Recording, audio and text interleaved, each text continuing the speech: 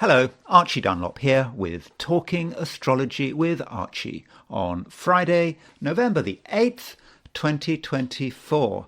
Today, as usual, I want to do the astrology and the I Ching for today, but at the end of this video, I will be going back to the theme of Donald Trump.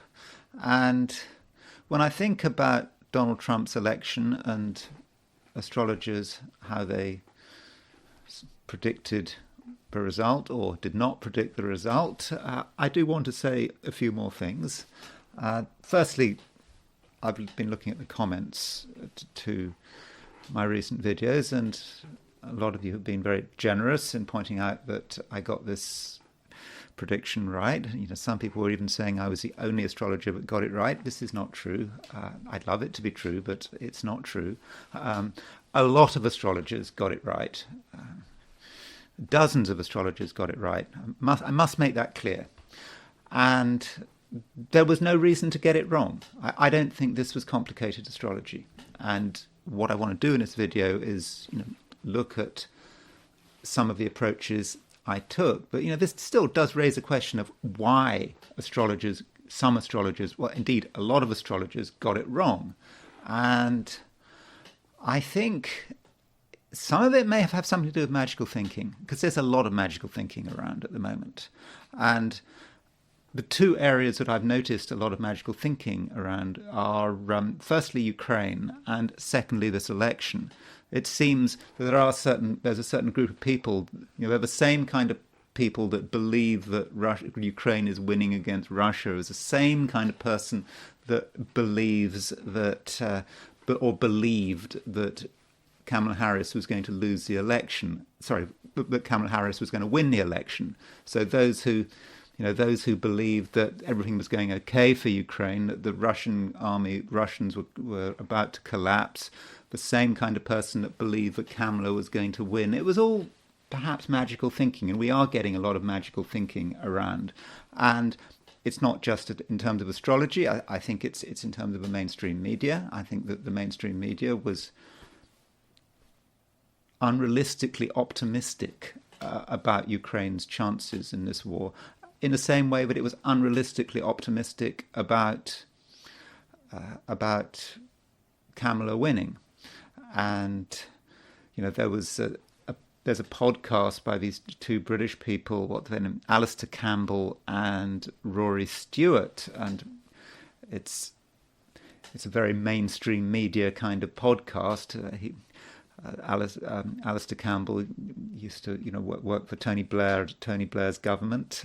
He was a former journalist, and Rory Stewart used to be in the Conservative Party. And Rory Stewart was saying how he really predicted that Kamala was going to win, and she was going to win big. And then after the event, he talked about it, and he said, well,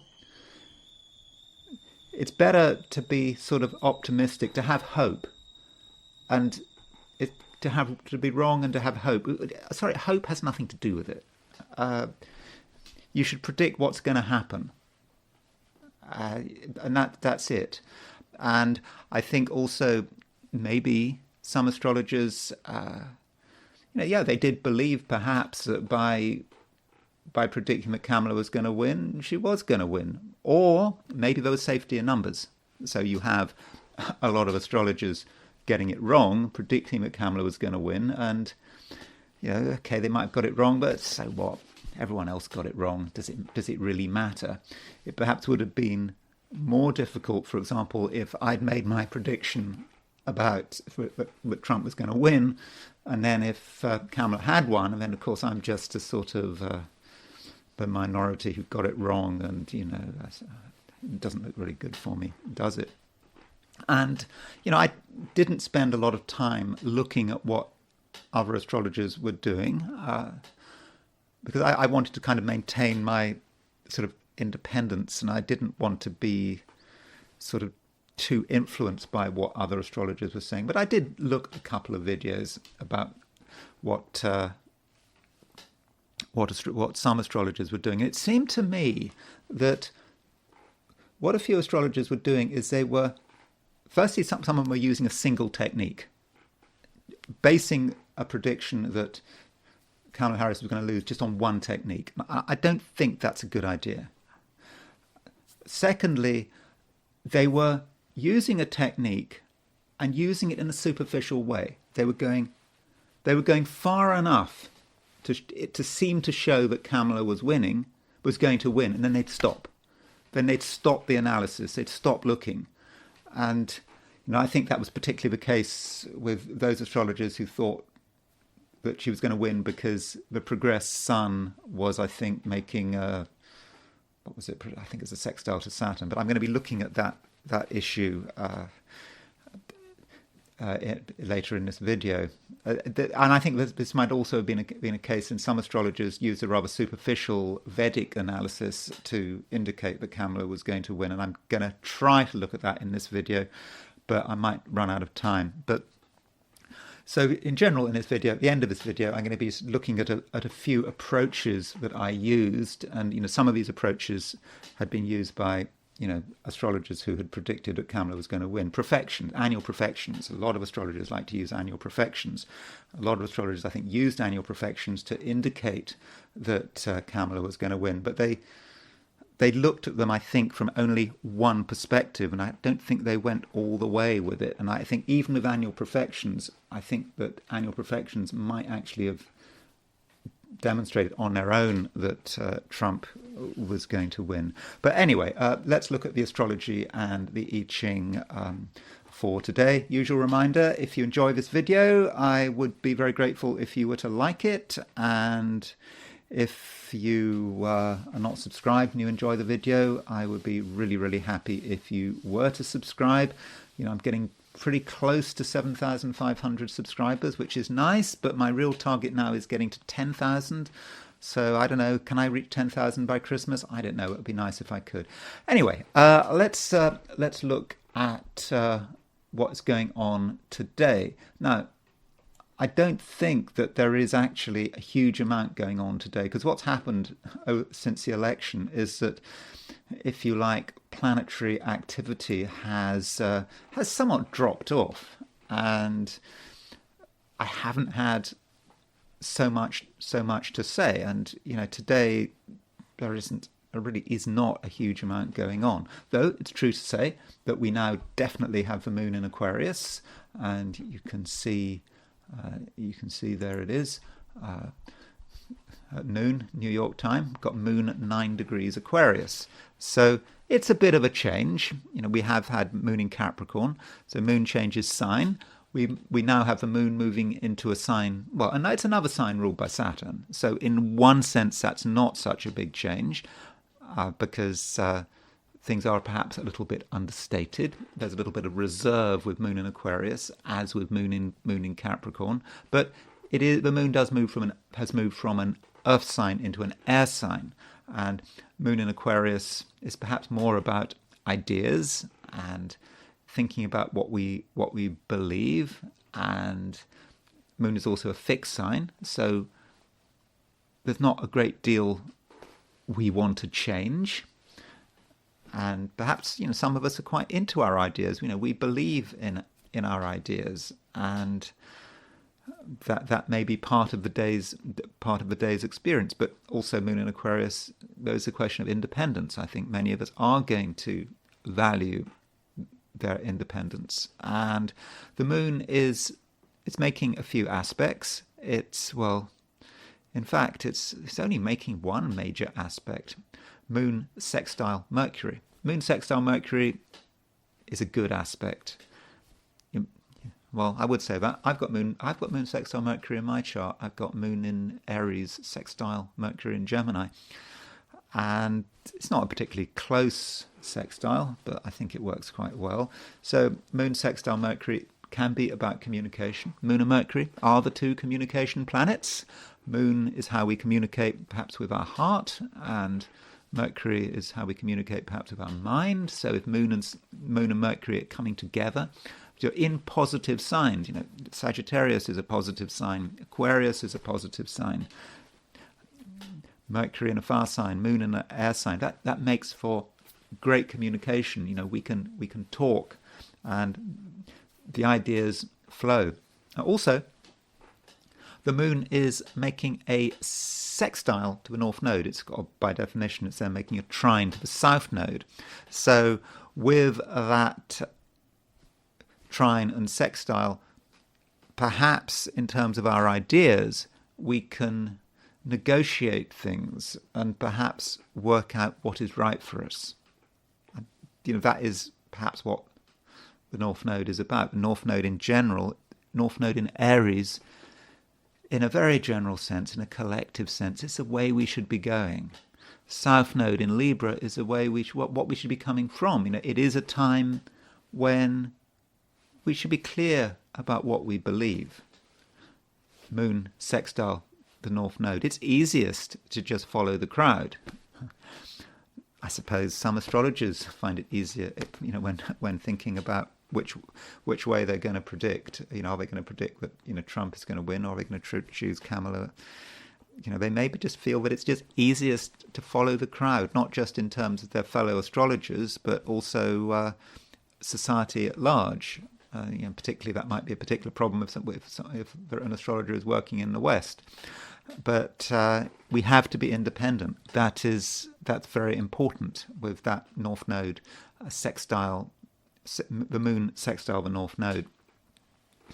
And aside from that, Venus is quincunx Uranus. So Venus is actually moving to the galactic center. It's getting quite so. The galactic center is this sort of star, or it's an area. It's an area around 26, 27 Sagittarius. It's quite cosmic. You could say that Venus conjunct the galactic center, relationships which challenge us, which remind us of the entirety of the universe. So perhaps with Venus moving to the galactic center, moving on to the galactic center over the next, today and tomorrow, we should be thinking about the broader picture, not just our mundane lives, but the whole universe in which we inhabit. But anyway, Venus conjunct the galactic center is quincunx Uranus, and so that could be that certain relationships are challenging. We can't expect ourselves to get on with people automatically. We may meet people who are indeed challenging, who are not what we expect, and our first inclination might be to run away. Not because there's a threat, but because we just can't handle it. This is not our kind of person. But maybe with this Venus quincunx Uranus, there's a challenge to work out what this relationship is about. Venus quincunx Uranus can also be potentially about what we wear and how we present ourselves. And maybe we have to be a little bit careful in that department. Maybe there's a certain temptation to dress in a way that is a little bit unusual and discordant. Now, that might be a good thing, it might be a bad thing. Don't ask me about style, but that might be something that you do want to consider. So that is the picture noon New York. And quickly turning to the picture, if we have noon in Sydney, Australia on Friday today, November the 8th. So moon was at 9 degrees Aquarius at noon New York today, and Sydney, it is at 1 degree Aquarius. So that does mean that if you are in Australia or New Zealand or East Asia, the beginning of the day, in fact, New Zealand could actually be most of the day, maybe up until the mid-afternoon. The moon will still be in Capricorn. So beginning of the day, maybe even later if you're in New Zealand,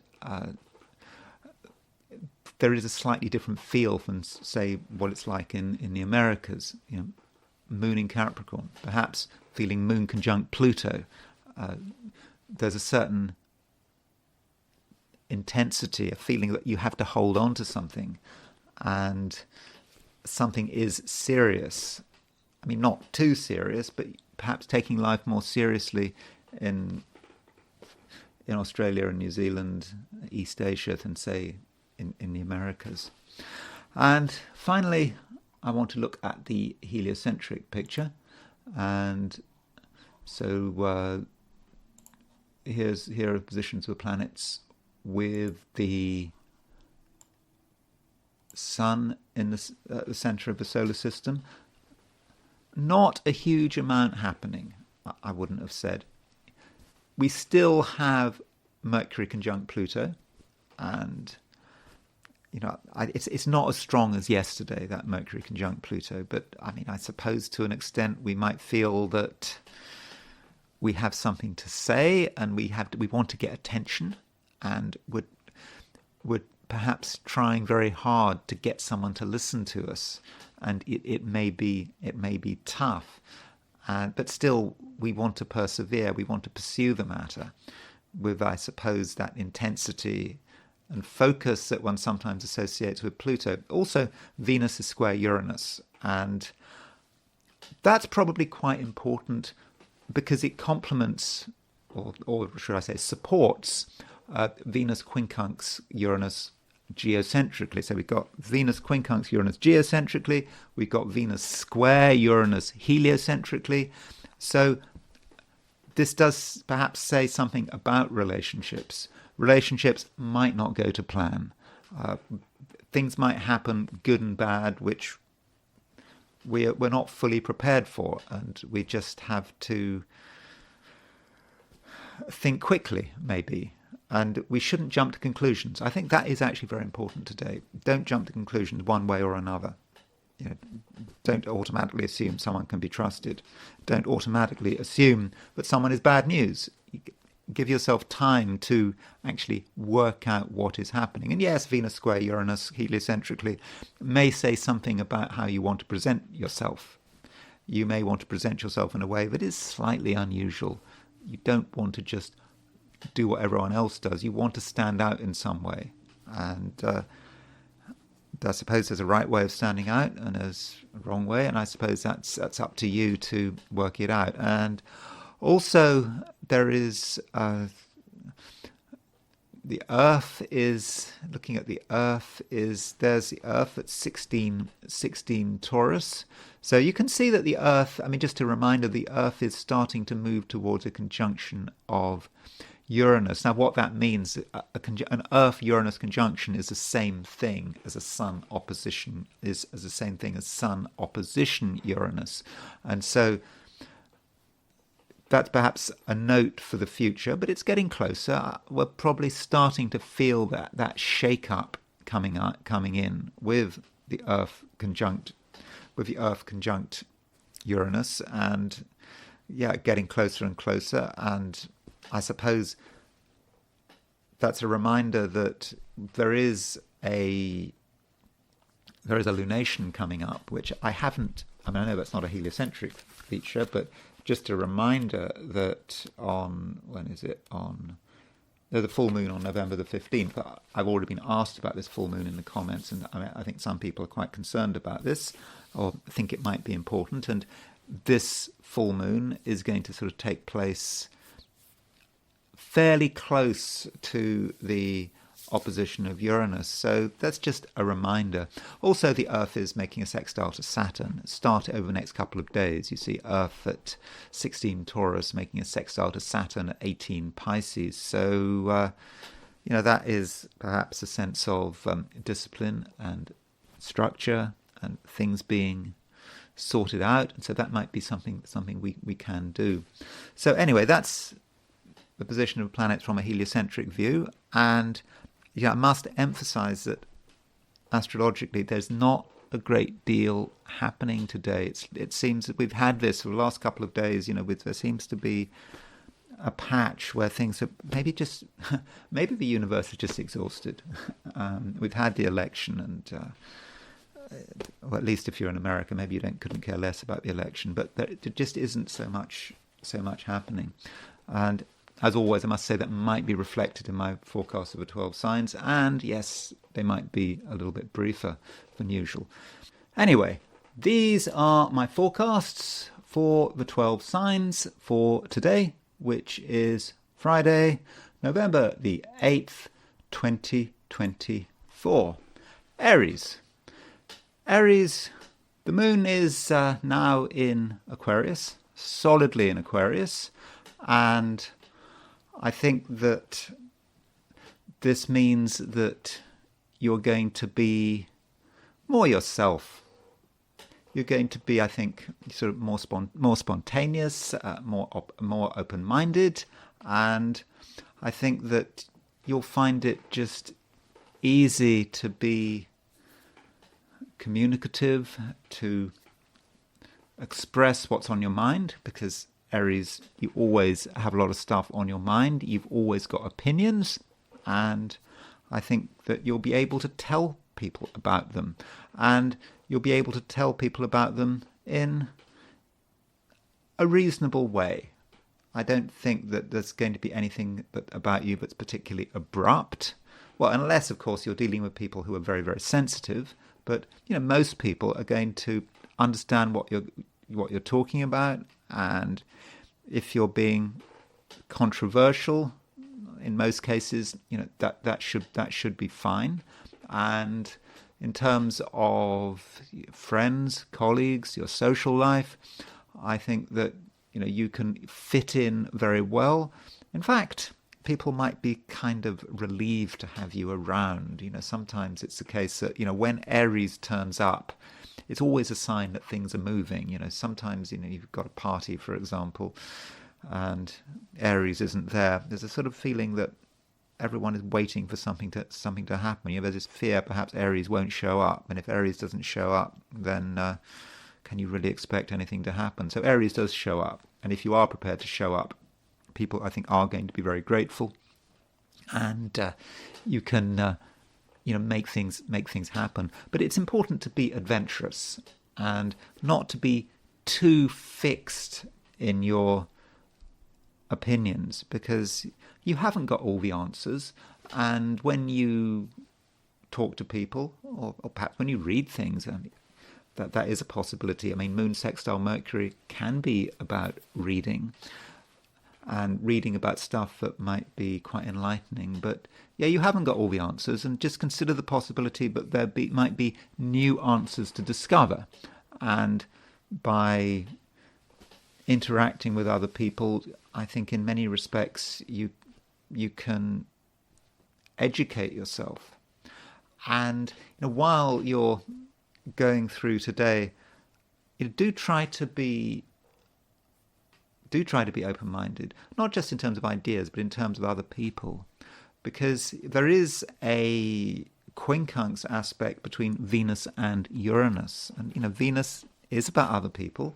If it's quincunx Uranus, that might be about other people who seem a little bit unusual.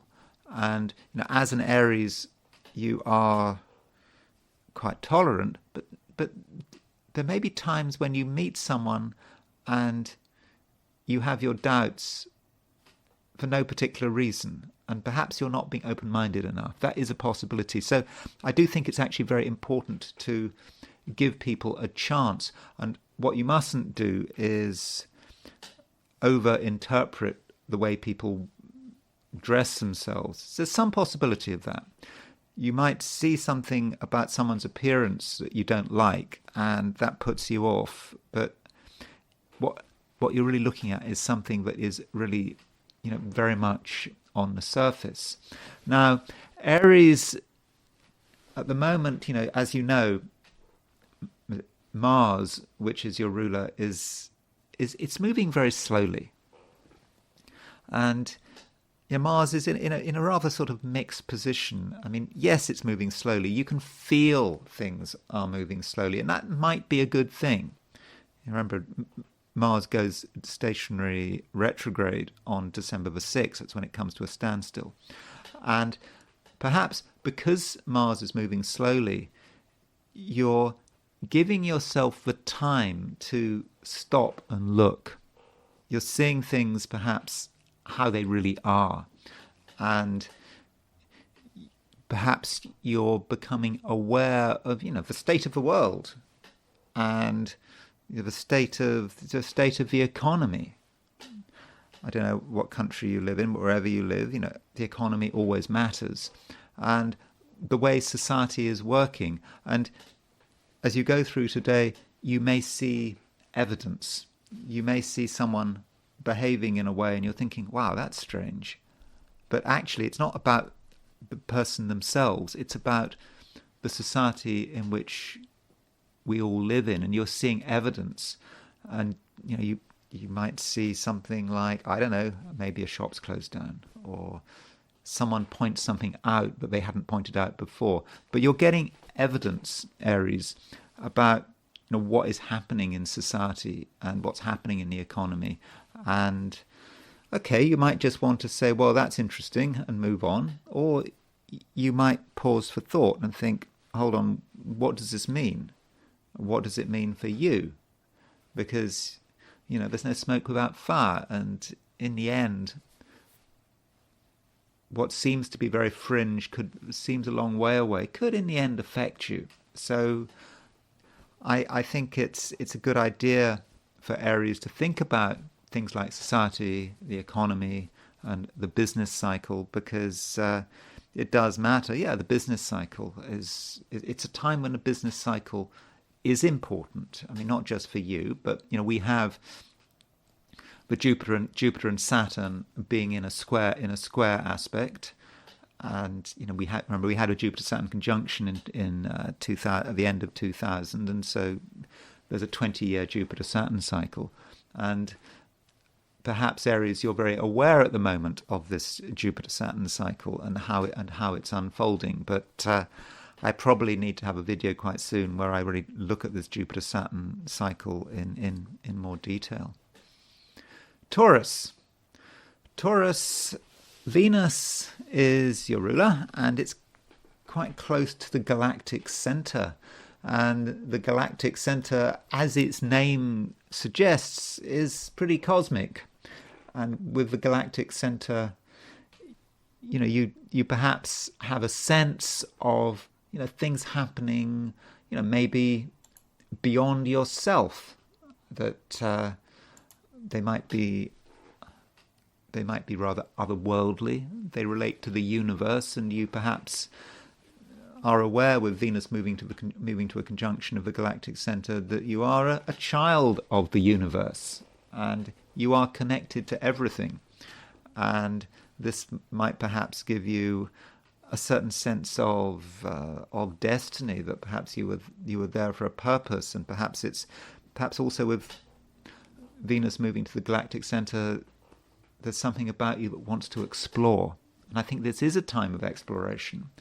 And I think that time of exploration is going to become more intense when Venus moves into Capricorn, which I think is around November the 11th. I think it's on November the 11th that Venus moves into Capricorn. And certainly, Taurus, there are a lot of things that you are aware of, and there are a lot of things that you're actually thinking about, and your thoughts are going all over the place, and there are no limits, very few limits to what you're thinking about. I mean, we don't know what you're thinking about, and certainly you're not going to discuss your feelings with other people. Maybe you should not discuss your feelings, your feelings, but maybe certainly your thoughts. And some Taurians are having quite dark thoughts. That is actually possible, and those thoughts might sometimes be worrying. And perhaps with your mind, you're exploring areas that you don't normally explore, and you're perhaps seeing things that you don't like, and you need to see this as just a reflection of reality. I think. I don't think you're exaggerating. But at the same time, just because you have a thought that is disturbing does not mean that you have to act on that thought. And in fact, a few Taurians might be tempted. They might be tempted to go into an area that is quite dangerous, and they might do it out of curiosity. And it all starts with the thoughts and what you are thinking about. And I suppose you could see that in an alternative way and say, rather than be courting danger, you could be quite suspicious. You could see things that are just under the surface that other people are not aware of, and you immediately don't trust people, and that can be a Taurus problem. Actually, Taurians can be a little bit too trusting, but I think right now, Taurus, as far as you're concerned, well, anything is possible. Now, on a more practical level, we do have the moon in Aquarius, and from a Taurean viewpoint, the moon in Aquarius is actually quite useful. It allows you to think about what you'd like to be. If you're not satisfied with who you are and where you're going, now is a great time that you can make changes, and you can do it in a way that is very independent-minded. This is not a time where you should be following the crowd with moon in Aquarius. You decide what you want, and you think about what you want, and then you articulate what you want. And if people don't listen, it really doesn't matter, because you're going to do it anyway. And the moon, though, is sextile Mercury. So with moon sextile Mercury, in terms of your ambitions, I think that you should be able to express your desires and your wishes very powerfully. And I think in most cases, you'll be able to do it in such a way that gets people's attention if necessary. But again, it may not be necessary to get anyone's attention. It may be just enough to do things your way, do it in a fairly stubborn and systematic way, and I think that you will make solid progress, and you will know what you will know what you're doing. In fact, in many cases, Taurus, an approach that is dynamic but very personal, almost a little bit solitary, could be very effective. Gemini,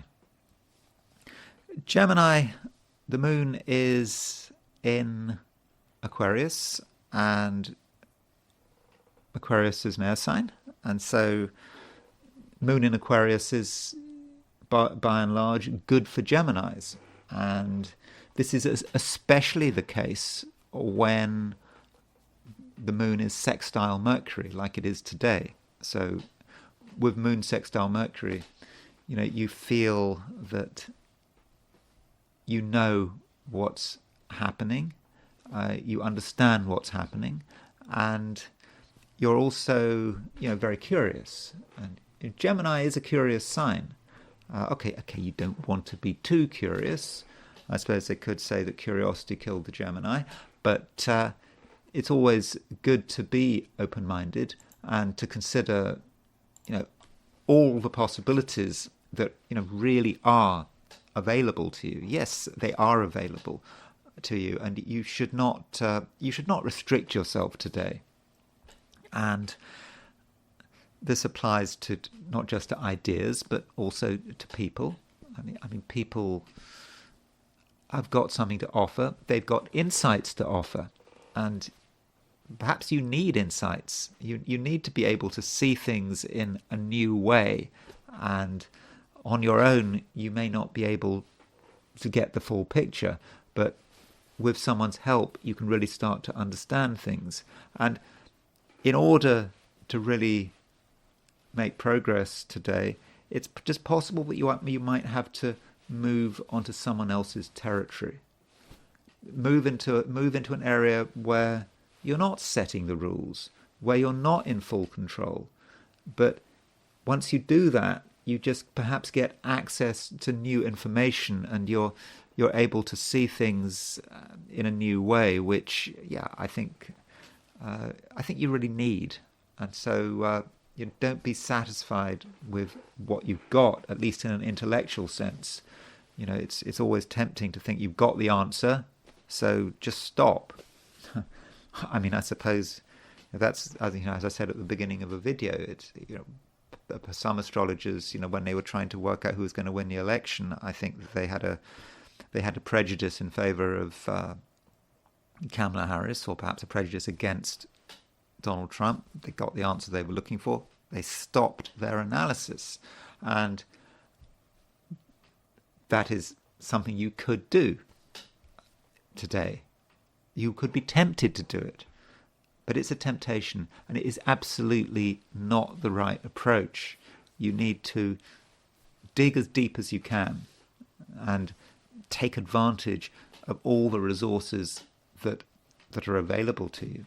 And on another note, Gemini, you do put a high premium on your freedom. Your freedom really is important to you at the moment, and you can actually see this in the chart.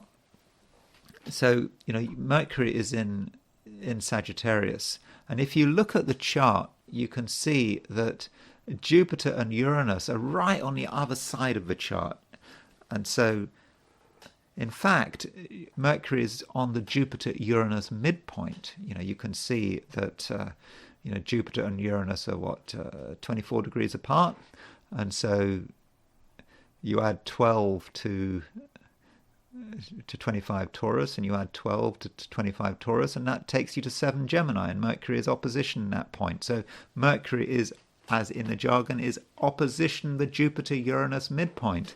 And Jupiter-Uranus is the principle of freedom, not wanting to be held back.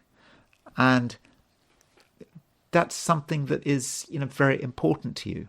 And, there may be a sense of a feeling that something had been holding you back, or something was messing with your life, but now you can break free from it, and you can, I think, feel a great sense of relief. In fact, Mercury-Uranus, I think Jupiter-Uranus, I think it was Reinhold Ebertin said of the Jupiter-Uranus combination that it is a sort of the thank the Lord pair. And so maybe there is that sense of relief. But freedom is not necessarily the same thing as independence. I mean, yes, it's good to be independent, but you do not want to discount what other people are doing, what other people are saying, what other people believe, their ideas. It's like what I said at the beginning of this piece, or earlier on in this piece on Gemini. It can be useful to be on another person's territory, perhaps to follow someone else's rules. It's not about giving up your freedom. It's about getting in touch with something else, and perhaps being able to define your freedom and ask yourself, what does freedom actually mean? And so perhaps that's something you can do over the course of a day. Think about freedom and think about the best way of being free, but also being open-minded. You don't want to be restricted to just one approach. Yeah, it might be easy to be restricted because you don't have to ask complicated questions, but I think it's a day when perhaps you need to be open to everything, within reason, of course. Cancer,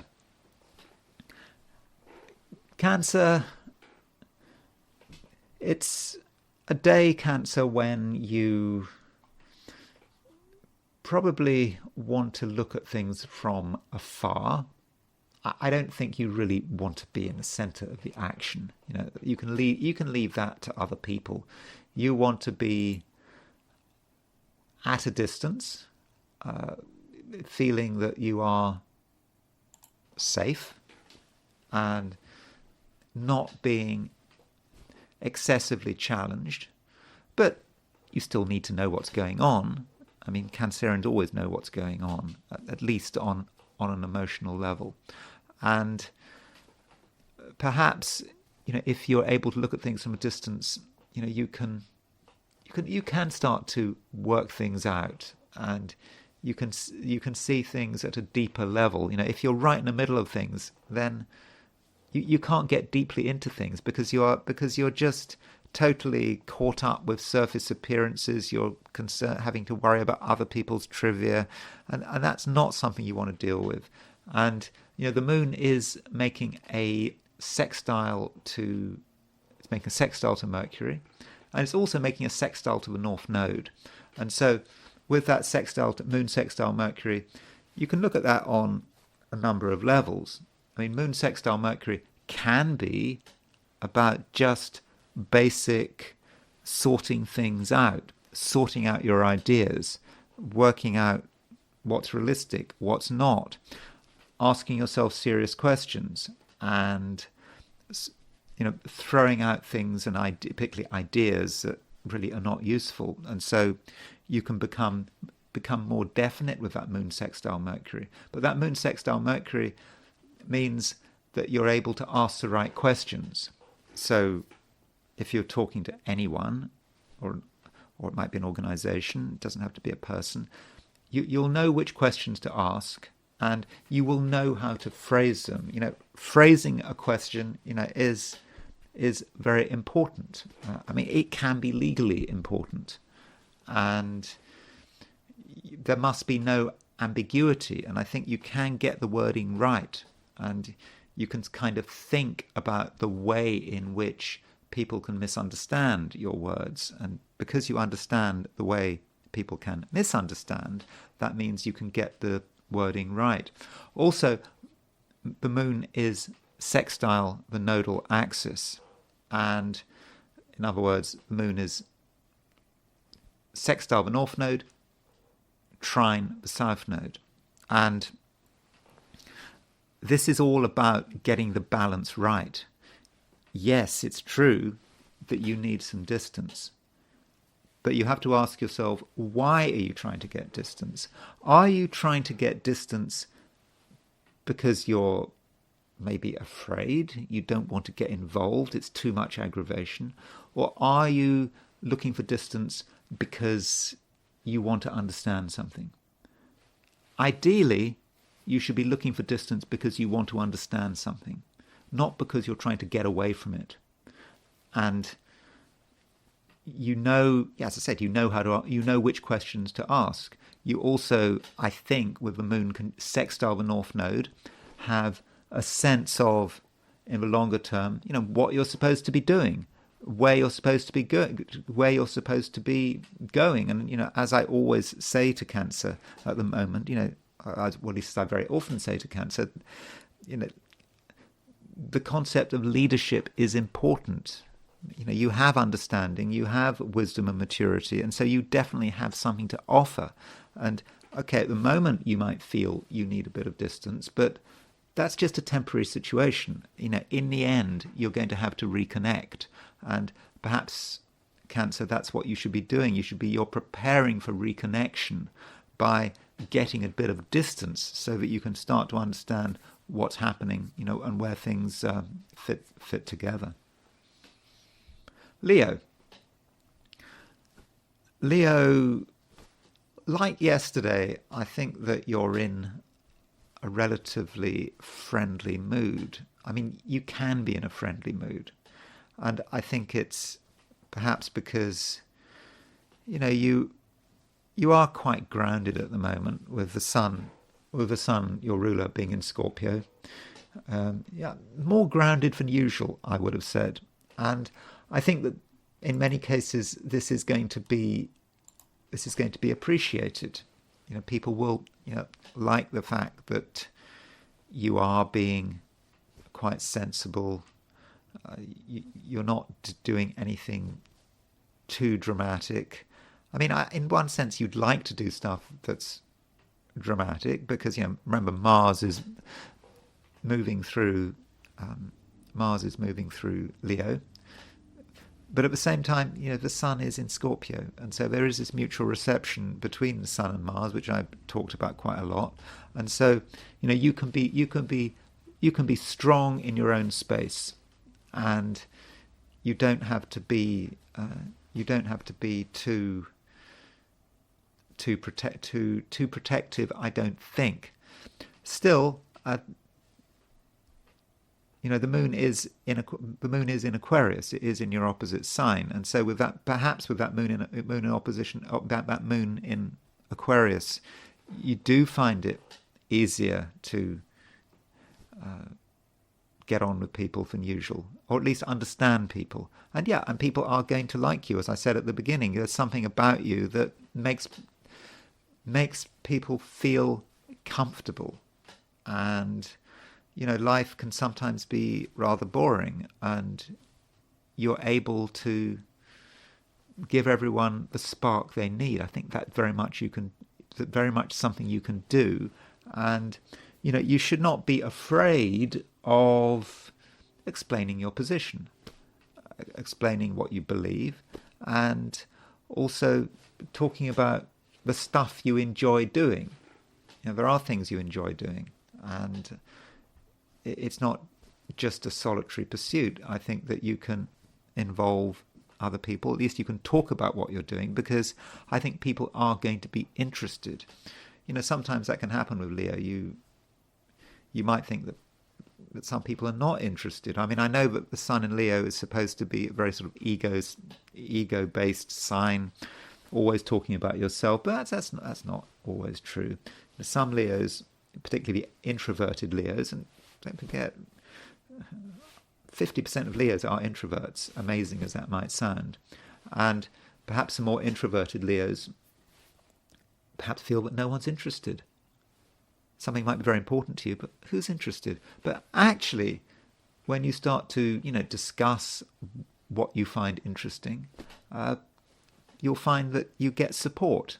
And so I think the message here is that you're very much not alone. And also, with people's help, you can do things and explore things which are very much part of your destiny. So when you're with people, you can start to move towards the end goal. I mean, when I say end goal, I'm not talking about anything to do with money or success or anything like that. It's more about where you're supposed to be going. And at the moment, it's just very important for Leos to be as broad-minded as possible, and it's perhaps with other people's help that you can actually see the big vision. And in general, in terms of relationships, I do think it's a very good day. I think that you know how to behave, and I think you can create connections that not so long ago didn't exist. Virgo, we have a sextile between the moon and Mercury. And that moon sextile Mercury is, I would have said that it was useful.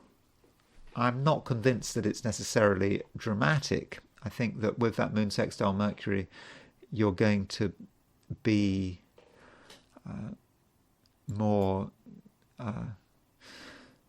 perhaps more questioning than usual. I mean, Virgo is quite a questioning sign, but if something doesn't make sense, you won't be afraid of raising the issue, and the things you say will be, I think, quite sort of down to earth. People will listen, and you have concerns, and you can talk about these concerns, and you can talk about these concerns with a fair amount of talent and knowledge. And so I think that you will be taken seriously. And in fact, you may find that some of the things you discover over the course of the day might give you a sense of relief. Just feeling that there has been a lot of confusion, perhaps something you didn't understand, something you were worried about. But if you ask enough questions, you can find the solution you're looking for, and that can make you feel quite relaxed. And I won't say ecstatically relaxed, but there may just be a feeling, wow, I now understand it, and it's nothing like as bad as I thought it was.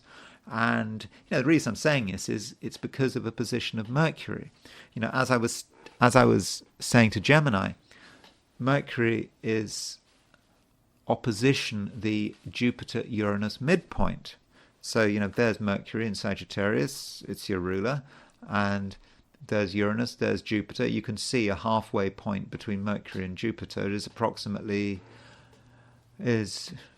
halfway point between Jupiter and Uranus is approximately seven. Let's get this right. 7 Gemini. So yeah, Mercury's on the Jupiter-Uranus midpoint, and so what this can be, Virgo, is just a sudden realization that actually things are okay. There's nothing to worry about. And something, Virgo's, suppose, can worry. I don't want to be too stereotypical about Virgos. I do occasionally get accused in the comments, or not accused, but it's suggested maybe that I focus too much on Virgo stereotypes. But Virgo can worry a bit, and if you try hard enough, you can get the answers you're looking for, and you can feel a whole lot better. But maybe you have to try.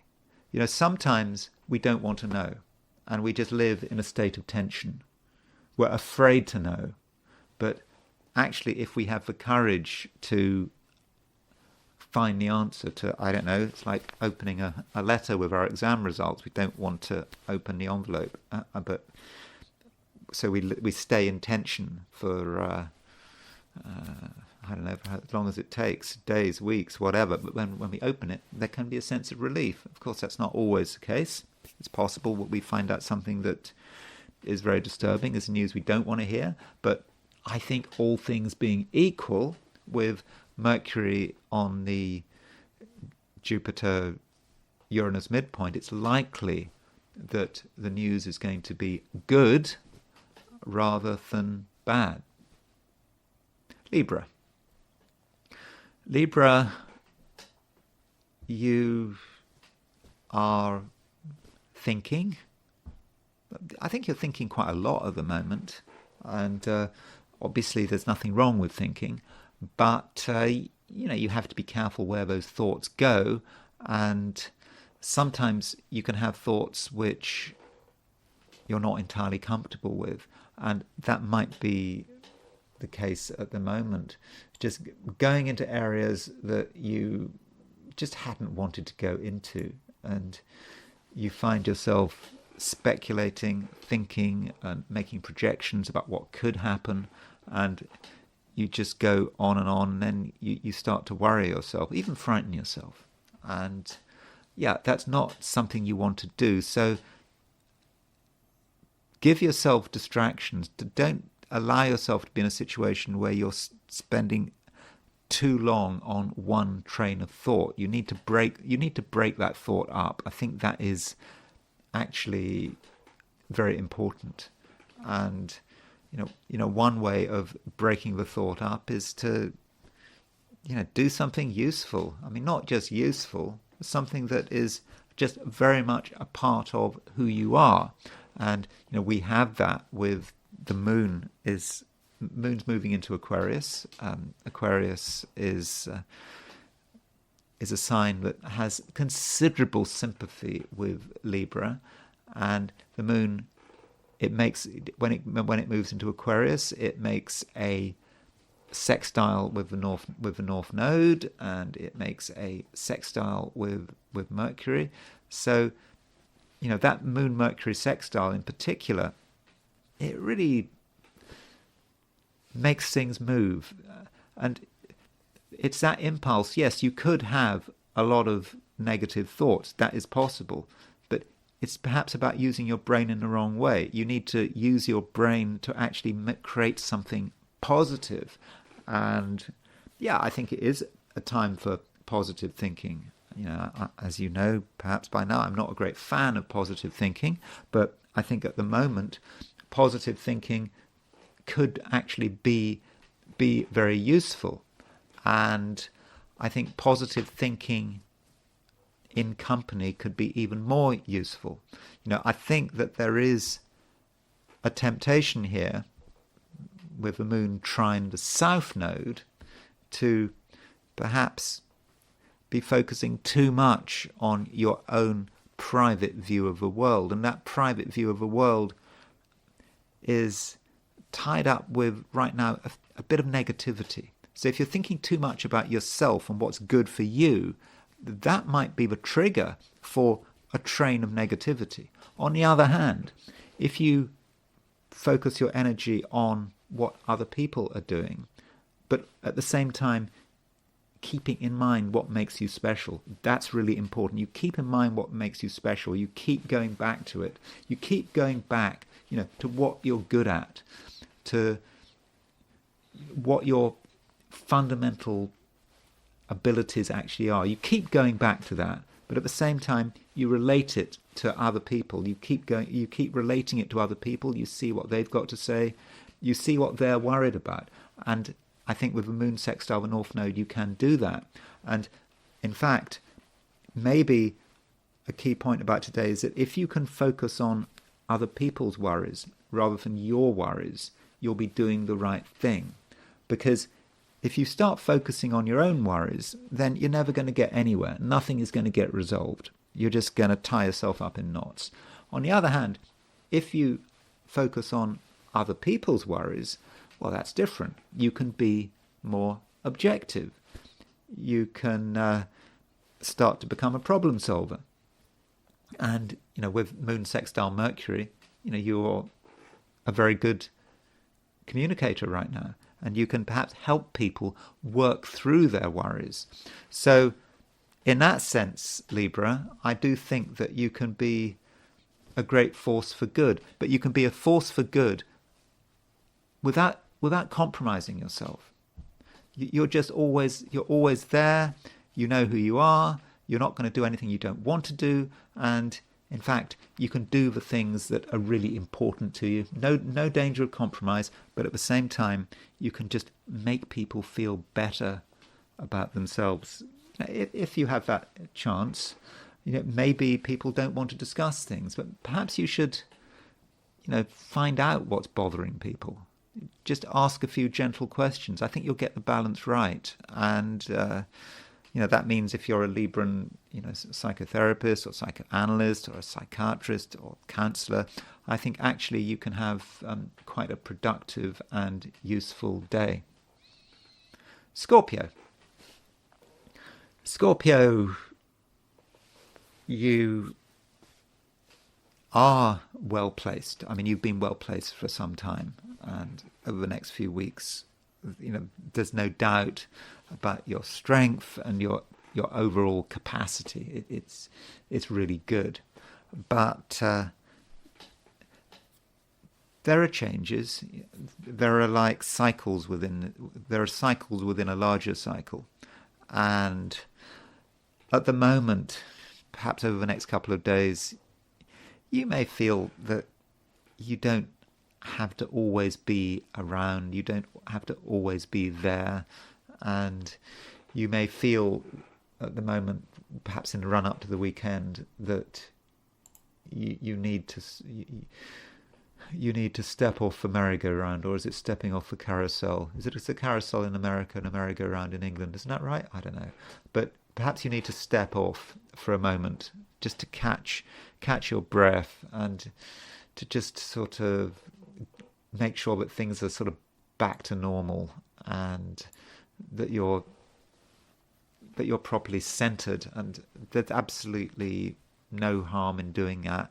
In fact, Scorpio, there may be a few things that you've lost touch with over the last few days, perhaps because you had other things to focus on, but there may be just a few details, things have been piling up, and if you're honest with yourself, you quite like the idea of sorting these things out. Sorting things out, maybe it's paperwork,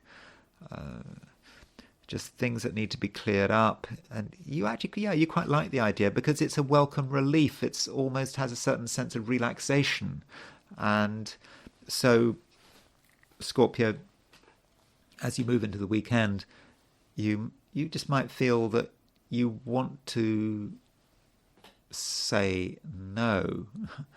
Perhaps there are invitations or suggestions that, in theory, they're good, but you just perhaps don't want to get involved with them. You can leave it till Monday. I mean, on Monday things will be different. I mean, in most cases, I think that's true. Now, you might be trying your hardest, Scorpio, to create some separation, but you can't completely separate yourself out from what's happening out there. And I think that you can't escape the fact that what's happening in the world, sort of economically, socially, politically, is it does matter, and I think that Scorpios are really picking up on it, and at the moment, and so you're thinking about how things are going to impact you later on, and we're talking about economy, society, the business cycle, and when I talked about Aries, I said similar things to Aries, and I think it is the case with you, and you as well. And so it's a time, Scorpio, when you can actually be quite forward thinking.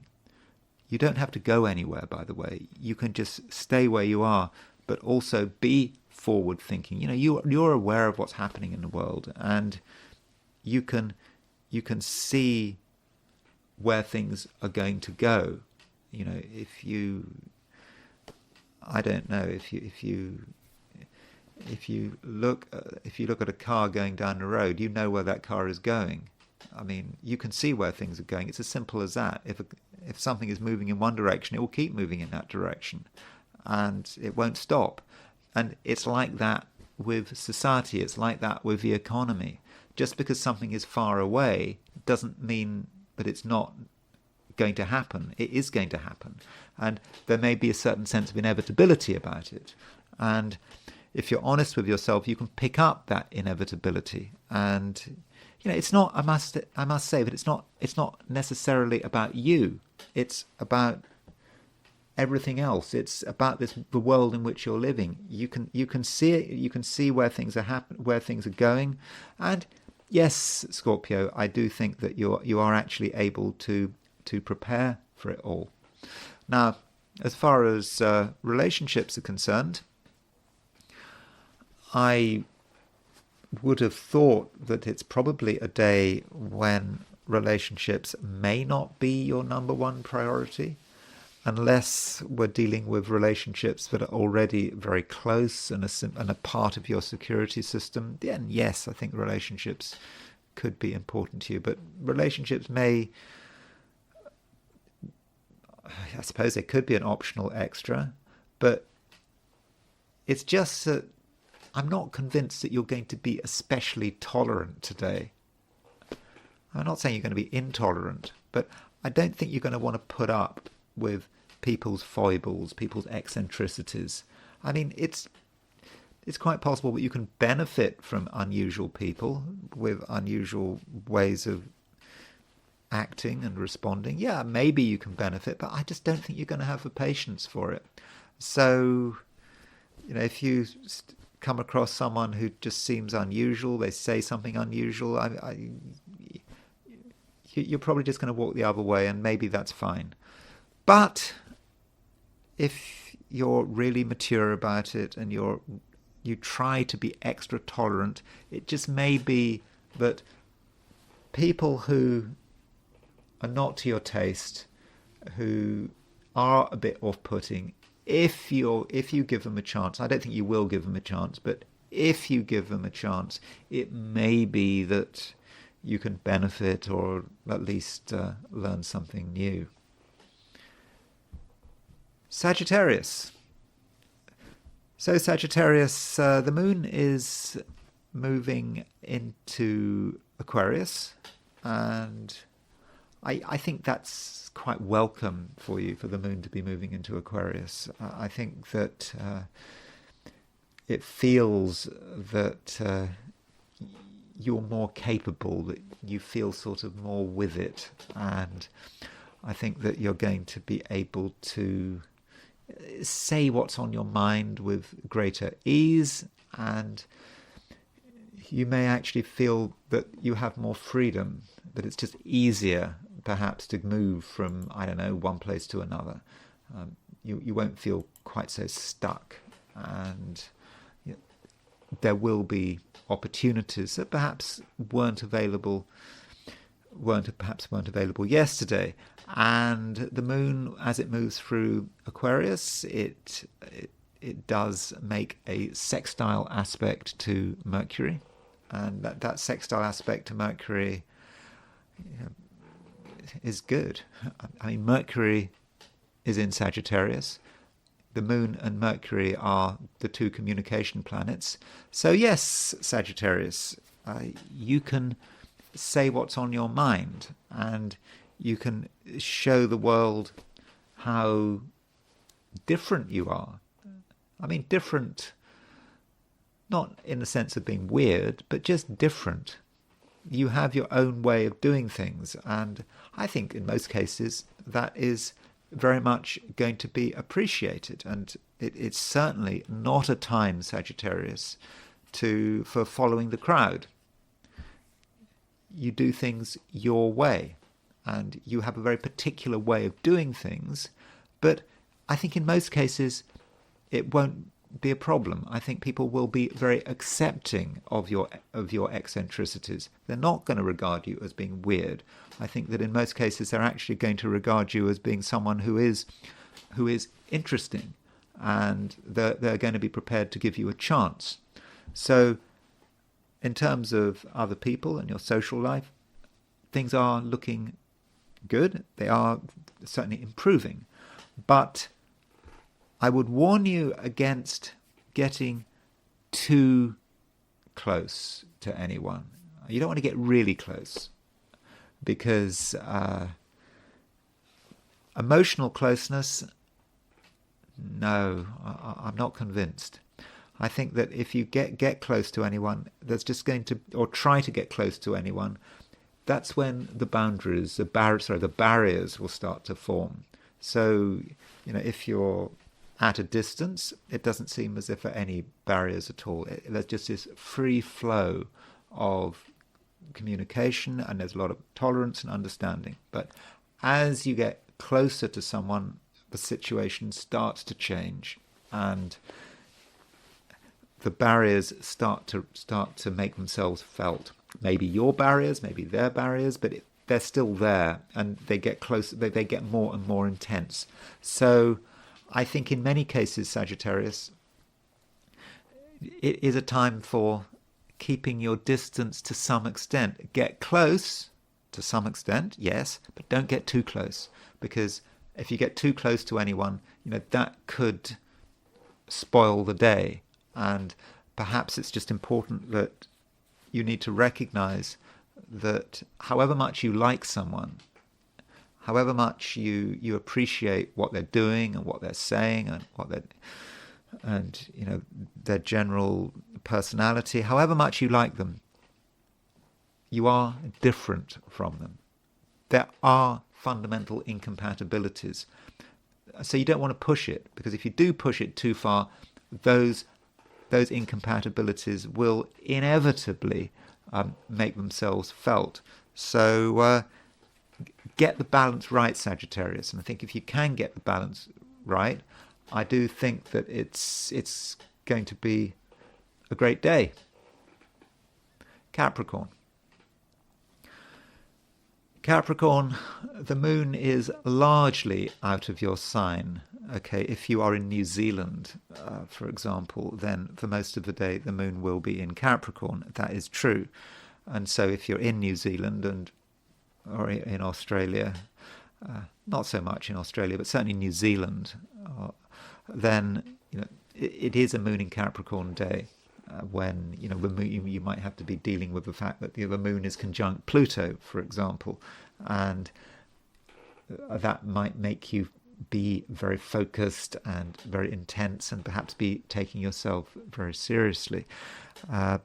But for most of us, certainly in the Americas, Western Europe, the moon is in Aquarius all day, and so with the moon in Aquarius, you may feel Capricorn, but it's actually quite a relief for the moon to be out of your sign. Things just feel a little less complicated, and you perhaps also feel that there isn't so much pressure on you to just make things happen. You don't have to make things happen. You don't have to be the initiator. That's not necessary. And with the moon in Aquarius, you can maybe start concentrating on your own stuff, And the moon in Aquarius is making a sextile to Mercury. And moon sextile Mercury is perhaps about you just trying to work it out in your own way. And I think that you feel that you don't really need anyone's help. And, that might be the picture as you move into the weekend. Just doing things on your own and not feeling that you really need anyone's help. And you can structure things, you can organize things, you can maybe add things up, because for some Capricorns there could be a financial dimension to the day. Moon sextile Mercury would be very good at getting to grips with particular financial issues which maybe in the past had been neglected, or you felt that you didn't have all the information you needed, but now the information really is available, and you can really start working on things. And if Capricorn, you are working over the course of the day, or if you have a career, you have a job, or you have a business, then you may be a little bit concerned, though, because things might crop up which you don't fully understand, that don't actually make sense. It may be that you're dealing with just the capriciousness of humans, just people doing weird stuff for no particular reason. They just do it. They do something stupid or unusual, or they're trying to be clever, and it doesn't work out. And so you might have to deal with someone's carelessness or someone's erratic behavior. I mean, it may be your own erratic behavior. It is possible. Or if you're working for someone, maybe your employer is behaving in an erratic way, or is doing something that doesn't make sense. And in terms of what you do, well, I suppose it depends on the situation. It may be a situation where there's nothing you can do, particularly if you're just you're an employee. You don't, if you're not in a managerial position or whatever, you just have to just accept this. But if you are in a position to have an impact, and you see something that is unusual or that doesn't make sense, it may be incumbent on you to do something about it. And by acting quickly and sort of decisively, you can either resolve a problem, or perhaps it's not a problem at all. Perhaps it's an opportunity disguised as a potential disaster.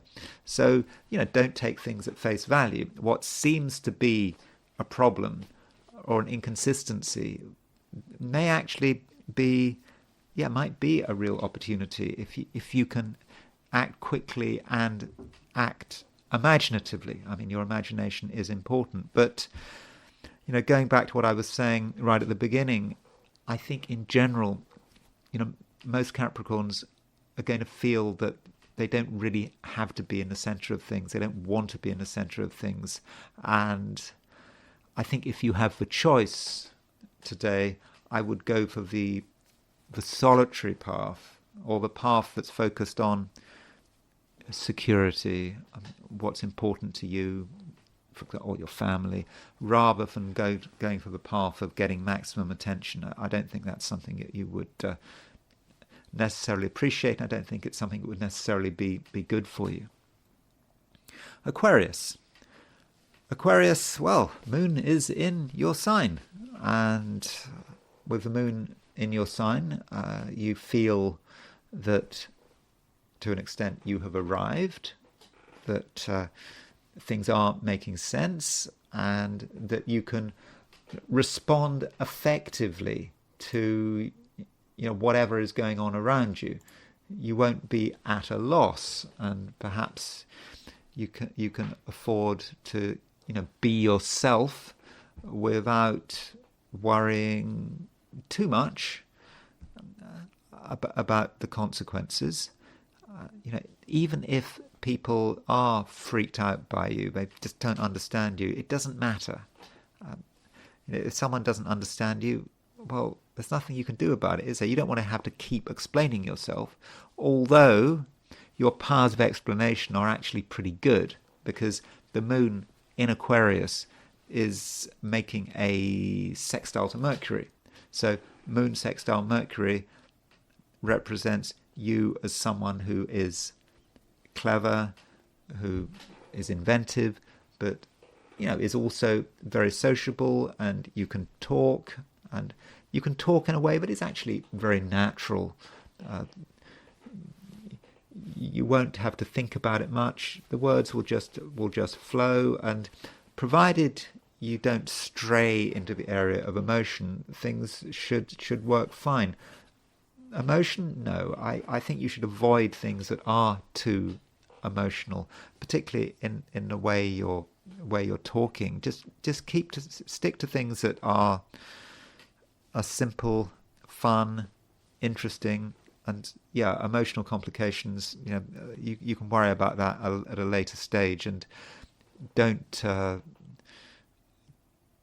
get involved unless you're perhaps invited to, in other people's deep problems. That's something you probably want to avoid. But you do have a sort of a bright and cheery attitude at the moment, which is slightly uncharacteristic perhaps for an Aquarius, but I think you do have that attitude to you. There's something that can brighten things up, which I think in many cases will be appreciated.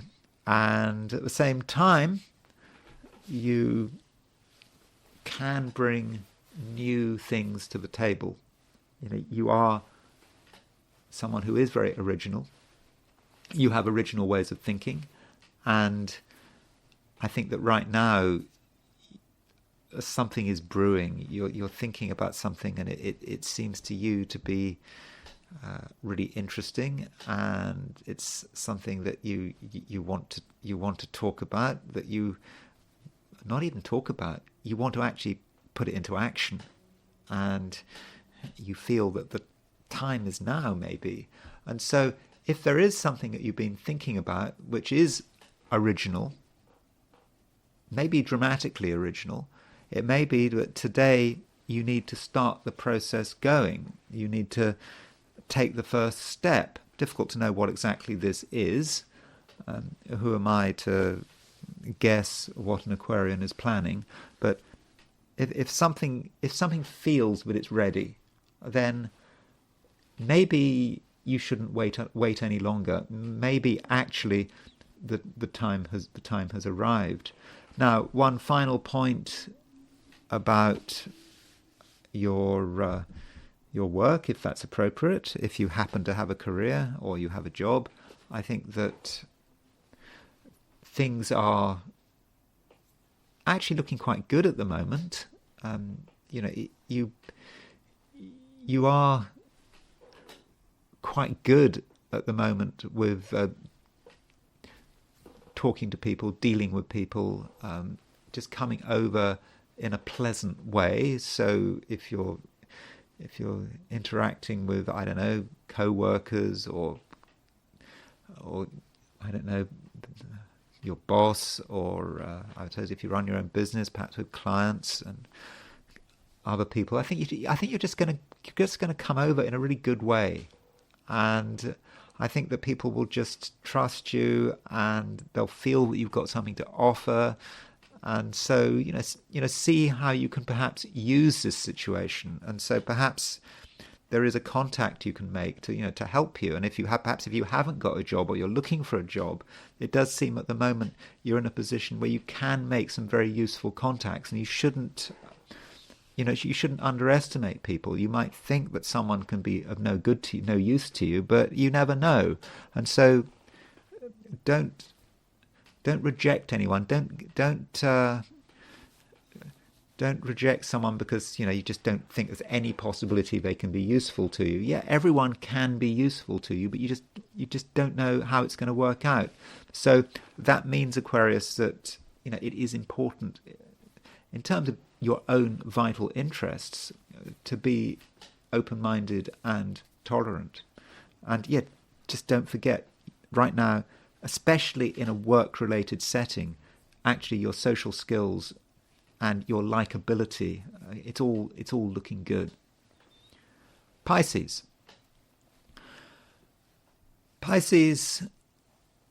you probably at the moment want to hold back.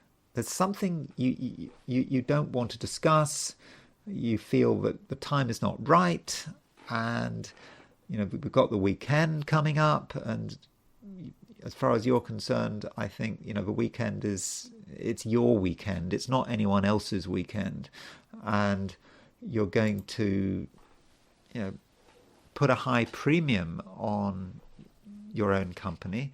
And I think that other people, you won't feel that they're particularly necessary at the moment. And so Pisces, perhaps you should plan your weekend around yourself and your own priorities. In fact, maybe there should be no plans at all. It's all about you. You certainly don't want to have any plans imposed upon you. Still, Pisces tries to be an agreeable sign. You try to be easygoing. You don't want to upset anyone, and it's possible that you might be persuaded to go somewhere, to meet with someone. You might be persuaded, but you then have to think, what happens next? Well, the thing is that just at the moment, Pisces, I don't think that you're particularly warm and emotional, at least in an outer sense. In fact, who you are, yeah, sure, you are a warm and emotional person, you're a Pisces, but in terms of yourself, but in terms of how you occur to other people, I think that it'll always seem, Pisces, that you're holding something back, and you're going to find it very difficult to get close to people, to get really close to people. You're not in the mood for confiding.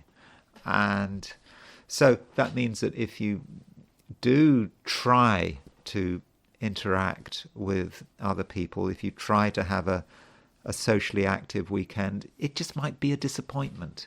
It might be a disappointment for you, and it might be a disappointment for other people. So I think it's very important, Pisces, that you are able to trust your instincts and be firm. And if something doesn't sound right, just be very clear about it. Just say no. It's okay to say no.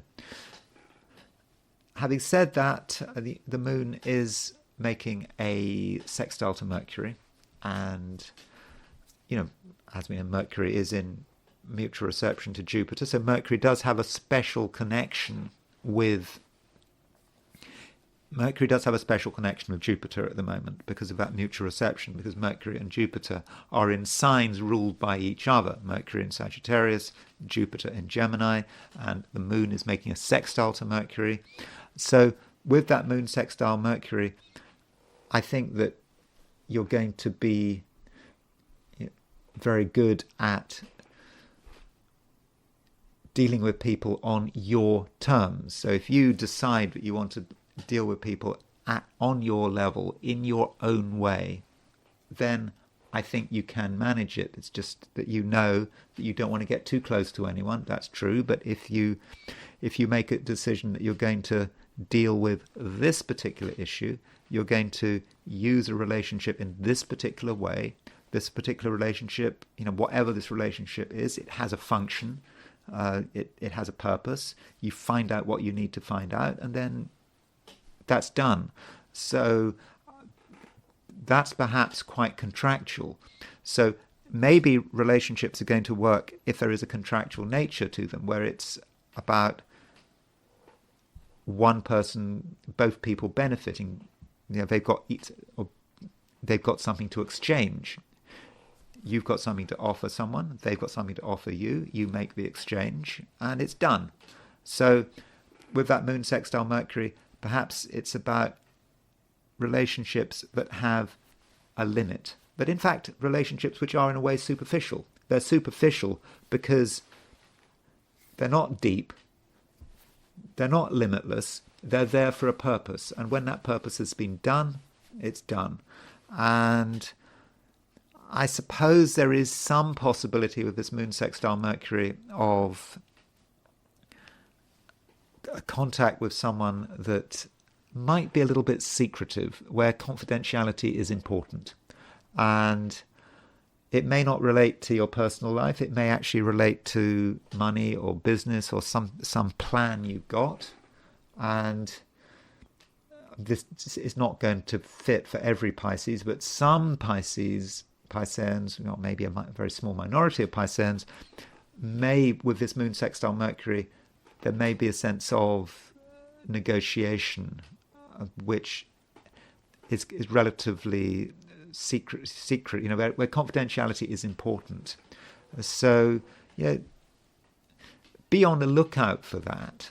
But I think in a general sense, for most Pisceans, I think there is an emphasis on your own privacy and today, and I think into the weekend, and not allowing yourself to be pushed around by other people, not being persuaded to take on commitments, particularly social commitments, because if there are these social commitments and you do try to honour them, just everyone could be disappointed. So it's you that matters.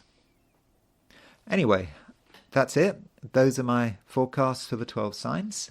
So it's now time to look at things from the perspective of the I Ching. So I asked the question, what is Friday going to be like for those watching the I Ching section of this video? And the first hexagram I got was hexagram number 2, which is the receptive. And you can see here that all of the lines are broken. So it's purely negative. It represents the negative principle. It is the receptive. And this means it is not a time to be taking action, at least to begin with. It talks about the perseverance of the mare, the female horse. That's what the I Ching says. And, that is, I suppose, not the active male energy. That would be hexagram 1, which is the creative. This is the opposite. So we must not seek to do anything. We must not seek to initiate anything. We must see how things pan out, and we must respond. It is not our job to act at the moment, at least to begin with. And so, don't feel that you have to do anything. It's not up to you to start things. Let someone else start it, and then you can work out how you're going to respond. Now, we do have 2 moving lines here. The 5th and the 6th line moves. And the 5th line is about modesty. It's about keeping our abilities to ourselves in the sense of not boasting about them. We just get on with it. We don't make a special effort to show that we are different, that we've got some special talents, but they're still there. And where appropriate, we use them. Where appropriate, we use what we know. And it does seem, but in this modest, low-profile way, we get recognition. And actually, there's an understanding that we know what we're doing, and that we do have certain gifts, that we are useful, and so we get appreciation. So it's a slow process, but we mustn't be in a hurry to get recognition. And then the top line moves. Now, the top line could be seen as being the end of the process. It is an incredibly passive hexagram, but by the time the top line moves, things have changed. We're moving into something else, and the image that the I Ching likes to give is of 2 dragons fighting, and these 2 dragons represent the force of good and evil.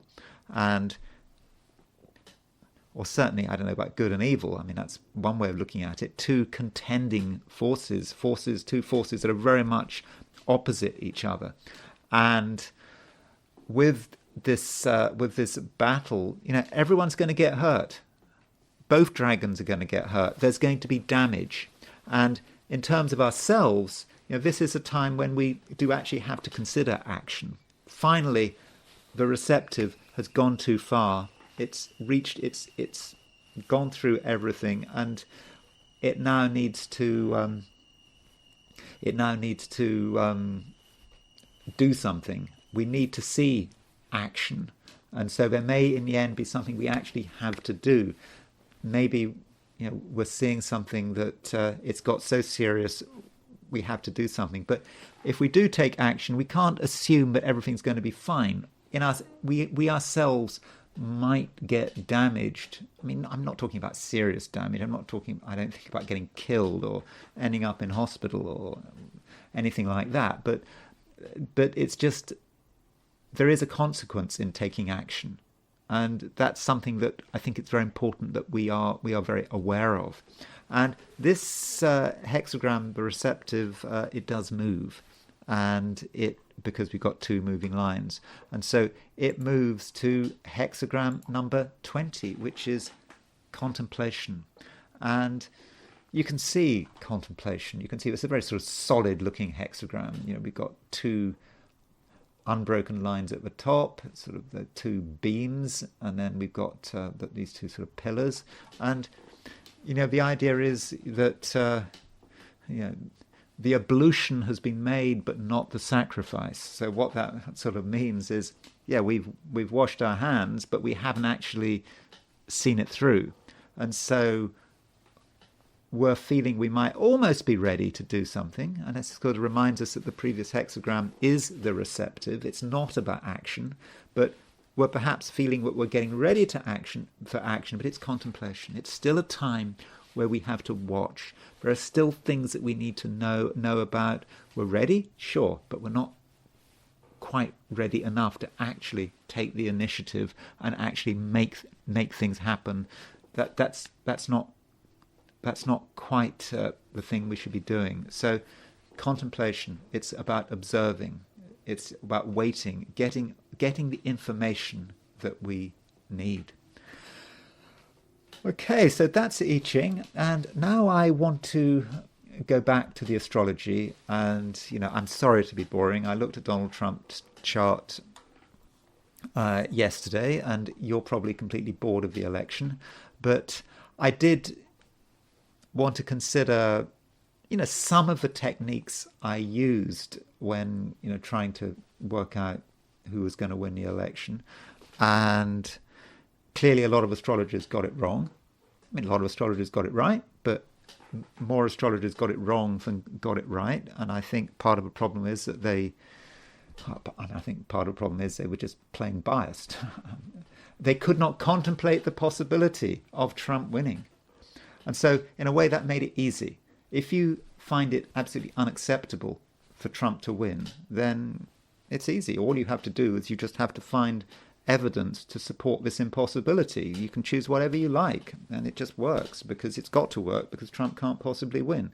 But of course, Trump did win. So the first thing I wanted to look at is the first thing I wanted to look at was actually the horoscopes of Donald Trump and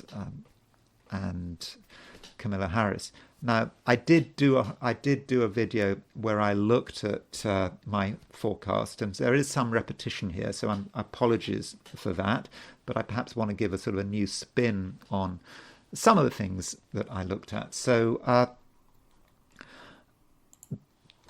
the first thing is Donald Trump's chart. Now, I must make it clear that when I was looking at Donald Trump's chart at the beginning of the year, a year ago, there were other things going wrong. I didn't think that when I first looked at Trump's chart, I was not entirely convinced that he was going to win. I wasn't sure. It took me a fair amount of time. It certainly took me until about the summer that I really sort of knew that Trump was going to win. It did take some time. And as far as Trump's chart is concerned, I think in a general sense, we already knew that Trump had been elected once. So he's elected in 2016. So we can't say that he did not have the chart of a president, because he'd already been president. And I don't want to go into detail. I mean, you could say, okay, he's got his Sun conjunct the North Node in the 10th house. He's got Regulus rising, assuming there is a view, of course, his time is not right. I have seen that, a very respected astrologer has gone for a different time. But assuming we've gone for 10:54 a.m. on June the 14th, we've got Mars rising, we've got Mars on Regulus rising, we've got Sun in the 10th house. In a way, it's a chart of a leader. I think it really is. And as we know, he's already been president once. So there's nothing to stop him being president in a general sense on the basis of his chart. And so I don't, as I said, I don't really want to go into too much detail here about his natal chart. And I should say that the moment Kamala Harris took over from Joe Biden as a nominee, that was absolutely clear, because I always took the view that Kamala Harris had a really bad chart. And I know that there are astrologers out there who think she had a wonderful chart, and I beg to differ. And perhaps part of a problem that some astrologers had is that they maybe didn't use semi-squares and sesquiquadrates. That is a possibility, but looking at Kamala Harris's chart, and also there's the question of exactitude. And with Kamala Harris, we knew that she was successful up to a point, that we knew she'd become vice president. I think that when she became vice president, astrology aside, it was clear to me that she was relatively unelectable. Just by looking at the way she presented herself, that seemed to be the case. But her chart very much seems to confirm this. And what you cannot avoid with Kamala Harris's chart is the fact that she's got a full moon.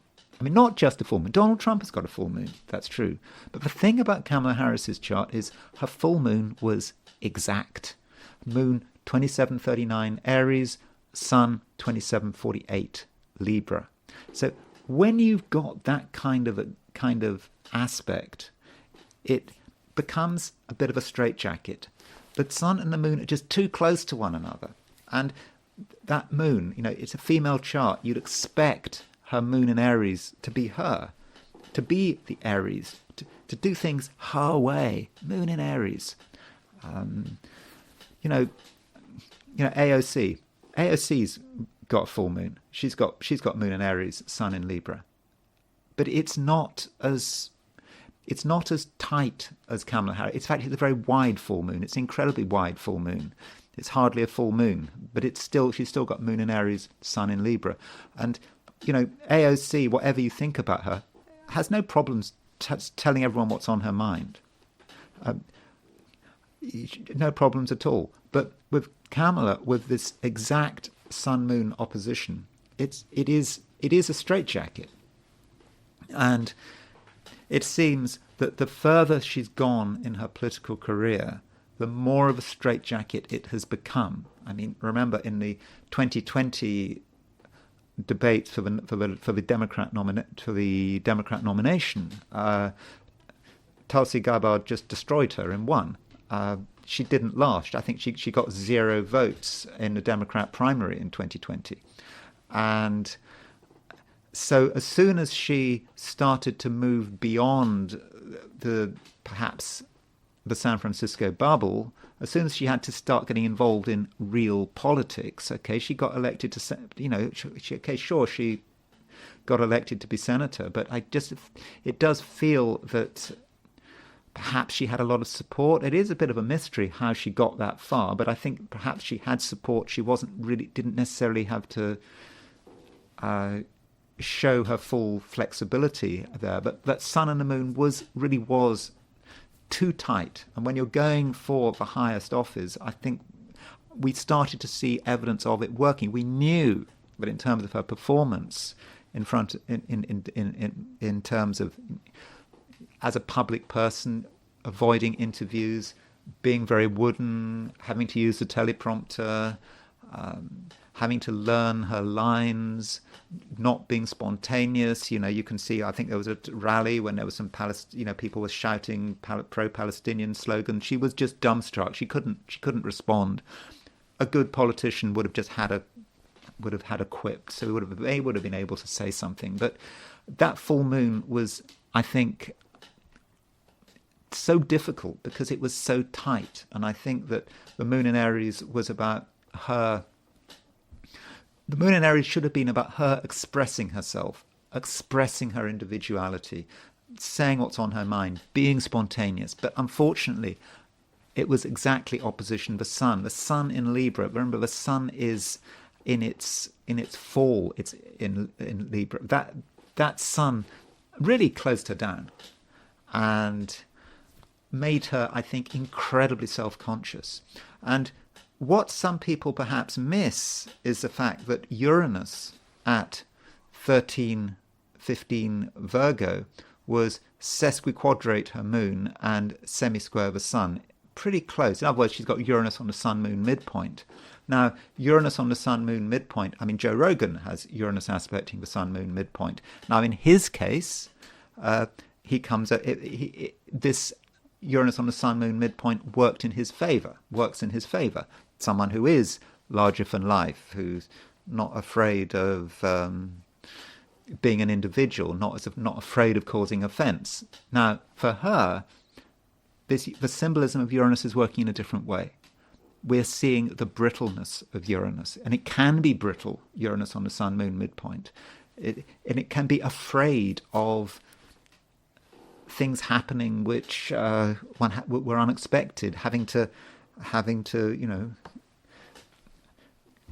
deal with a heckler, having to deal with a question that one hadn't prepared for. And so Uranus is, in her case, unlike with Joe Rogan, seems to be externalized, just terrified of anything that is different. And this really was shown in her campaign. Now that's Uranus sesquiquadrate the moon and semi-square the Sun is just in her chart all the time. It's just there.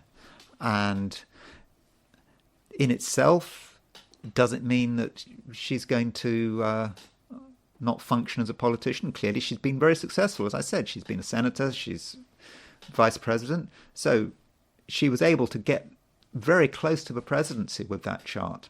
But that Uranus, as I will be demonstrating shortly, did become a major factor, and I do think that was a major factor in her failure. But anyway, I'll be talking about that a little bit later. There are other things in her chart that I would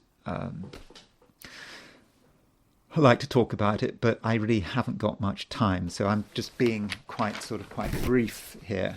So that's the natal chart. Then we have the issue of profections. And so profections are sort of technique that is much used in Hellenistic astrology. And as far as I can see, quite a lot of astrologers used annual profections to try to forecast that Kamala Harris was going to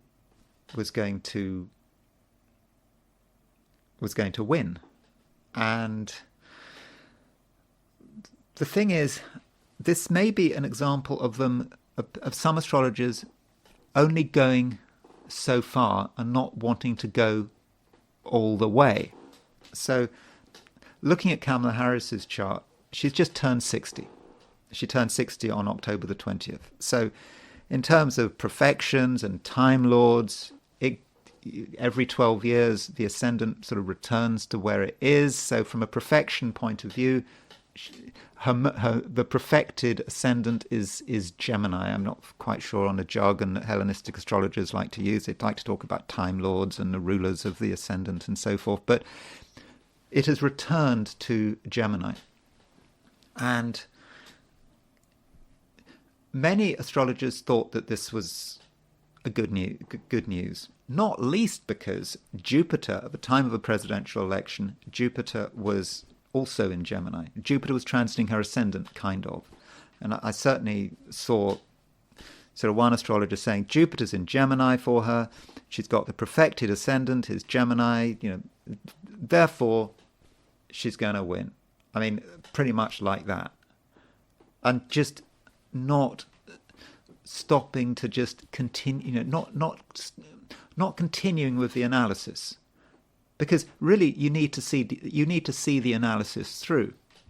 And okay, Jupiter indeed was in Gemini, but you could say, well, Jupiter is in its detriment in Gemini. That's true. It may not. Jupiter in Gemini may not yield the results of the transiting planet that it would do if it was in, say, for example, Cancer.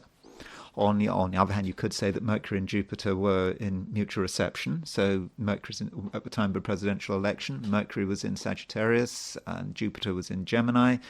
So you could say, well, that's going to help, isn't it? Now, what wasn't really mentioned was the fact that what is her Time Lord? What is the ruler of Gemini? Well, Mercury. And the thing is that her Mercury is it's got a huge problem. And one of the problems that her Mercury has is that it's on the antisia of Saturn. So if you reflect Mercury in the solstice point, 0 degrees Capricorn, you reflect Mercury in the solstice point, it reflects to 28 Aquarius. And so Mercury and Saturn are on each other's antisia. And that is not fortunate. If you want to put that in midpoint language, that is Aries equals Mercury. Aries is on the Mercury. The Aries point is square the Mercury-Saturn midpoint. And I think actually Aries is about the world at large. And you could say that is how she presents herself as a presidential candidate, Mercury-Saturn. That describes her completely. And yeah, sure, she's got Mercury trine Saturn in her natal chart, but it doesn't matter. The point is she's got Aries on the Mercury-Saturn midpoint. And the Aries point is square her Mercury-Saturn midpoint. And you could see it in terms of her performance. Wooden. She couldn't answer questions. She couldn't go to serious interviews. She didn't go to Joe Rogan. She just couldn't communicate. And I think that was her problem as a candidate. And so that Mercury is a problem. Now, matters are made worse by the fact that we had, in terms of what was going on at the time of the presidential election, let's compare Kamala's chart with the presidential elections. The problem was, sorry, I've got a lot of hypotheticals which I don't want to look at right now, is that at the time of the election, Mars was at 0 degrees Leo. In other words, Mars was square her Mercury. So Mars was square her Time Lord, you could say. And we know that Mercury is on the antisia of Saturn. And so on the surface, it looked good. Jupiter close to her ascendant. And her ascendant, in terms of perfection, that was her perfected ascendant was in Gemini. It was just after her 60th birthday. On the surface, it looked good. But deep down, you could see the problems. And I think some astrologers, they stopped when they saw when they saw the advantage to Harris, but they didn't go any further. And with Trump, I think he got the same kind of treatment. And so looking at Donald Trump's chart in terms of his perfections, or his profected ascendant. So Trump turned 78 in June. So that means that, because remember, Hellenistic astrology used whole sign houses. So he turned 78 in June.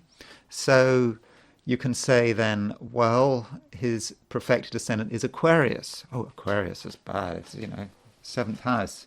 That's his opposite sign. It's ruled by Saturn. That's not good. And look at his Saturn. Saturn's in Cancer. Saturn's in his 12th house. Not good, is it? I mean, and you might stop your analysis there. But if you continue with your analysis, you perhaps get a rather different picture. Firstly, yes, it's true that his Saturn is in Cancer. No, it's in the 12th house. Now, actually, Saturn joys in the 12th house. It's actually a house that Saturn it's quite comfortable with. Now, as far as Saturn being in Cancer, yes, it's in its detriment. But perhaps what is sometimes forgotten is that that 1946 generation of people had Jupiter in Cancer Saturn in Cancer and Jupiter in Libra. So his Jupiter in Libra was in mutual reception by exaltation with Saturn. And I think, so his Time Lord was Saturn, but his Saturn was not actually in such a bad position. And so if you use Profections, it's profected ascendant, in fact, it might be illustrating advantage Trump. And perhaps if you're going to use Profections, you should perhaps have looked at a president who was born pretty close to Donald Trump, George Walker Bush, who was elected president in the year 2000. I've shown you this chart before, but in this context of his election, so I'm sorry if I'm repeating myself. But George Bush Jr., who was George Walker Bush, elected president in 2000, born very close to Donald Trump. Like Donald Trump, he has Leo rising. Like Donald Trump, he has Jupiter in Libra and Saturn in Cancer. So like Donald Trump, he had Jupiter, Saturn in mutual reception by exaltation. And like Donald Trump, his progressed ascendant was in Aquarius. His profected ascendant was in Aquarius because it's a rule of 12. So there was an election. There was an election in 2024, 12 years earlier, 2012, there was an election, and there was an election in 2000. And so he'd just turned 54. So that means that his profected ascendant was also in Aquarius. So from a profected point of view, he had a very similar situation than Donald did. He also had Saturn as his time lord, and his Saturn was also in mutual reception by exaltation with Saturn. So I think that the Profections actually illustrated to me, I mean, on a superficial level, I don't use Profections in a major way. I wouldn't say it's a major part of my work as an astrologer, but it seems that some astrologers were using Profections in a maybe quite superficial way.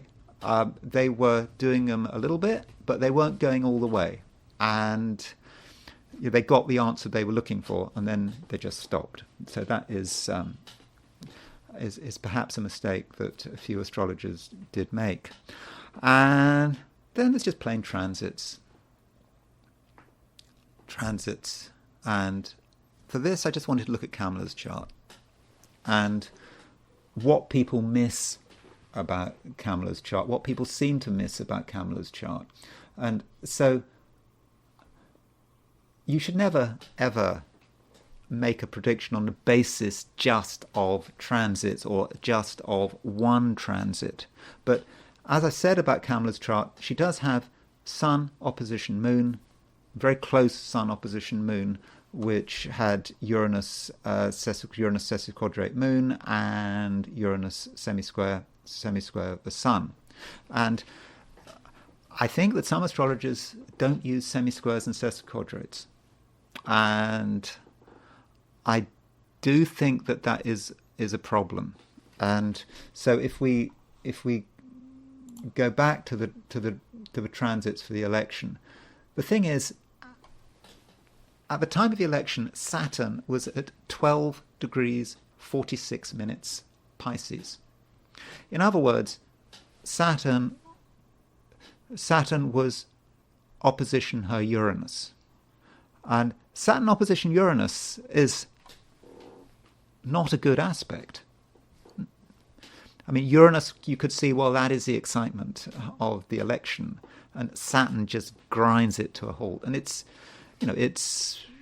reasonably close. But Saturn opposition Uranus on its own, it seems to be a little bit generational. I don't think you could say just on the basis of Saturn opposition Uranus that she was going to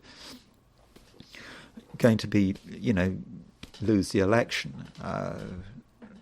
But the thing is that her Uranus is sesquiquadrate her moon, and her Uranus is semi-square her sun. So Saturn is semi-square her moon, and Saturn is sesquiquadrate her sun. Now, I have a feeling that some astrologers do not use semi-squares and sesquiquadrates, and they are a fundamental aspect. And certainly, if you're familiar with the German schools, Ebertin and Witter at the Hamburg school, you cannot interpret a chart without semi-squares and sesquiquadrates, in my opinion. You absolutely need semi-squares and sesquiquadrates. And so what that means is not just that she's got Saturn conjunct Uranus. It means that she's got Saturn semi-square the moon, Saturn sesquiquadrate the sun. Saturn is hitting the powerhouse of her chart. Remember, right at the beginning, I talked about her chart, and I said she has a full moon. Full moon is really important to her. Uranus, and Uranus is on the sun moon midpoint. This is her, and Saturn was hitting it just at the time of the election. And okay, I wouldn't have said she's going to lose just on the basis of that transit, but that was really bad. And then when I saw that, I mean, I was quite shocked that anyone could think that things looked good for her at the time of the election. And when one looked at other things, it did start to become clear. And then solar returns. Solar returns are a bit of a hit and miss technique, and I think that some people use solar returns to think that Kamala might win. I don't know how. So looking at Trump's chart, and so let's look at Trump's solar returns to start with. Now, I actually thought that Trump's solar return was actually not very good. He had Saturn on the midheaven. It's just not great. And this moon applying to an opposition of Saturn. Moon is ruler of the ascendant. Okay, note though, a little signature here. The rising sign of his solar return set for where he was born. I use with my solar returns. I do set them to the place where someone was born. Note that very close to the degree of America's sun, but anyway, we won't go into that. The July the 4th, 1776 sun, and so as far as this moon is concerned, it's moving to an opposition of Saturn. It's around 4.5 degrees from an opposition of Saturn.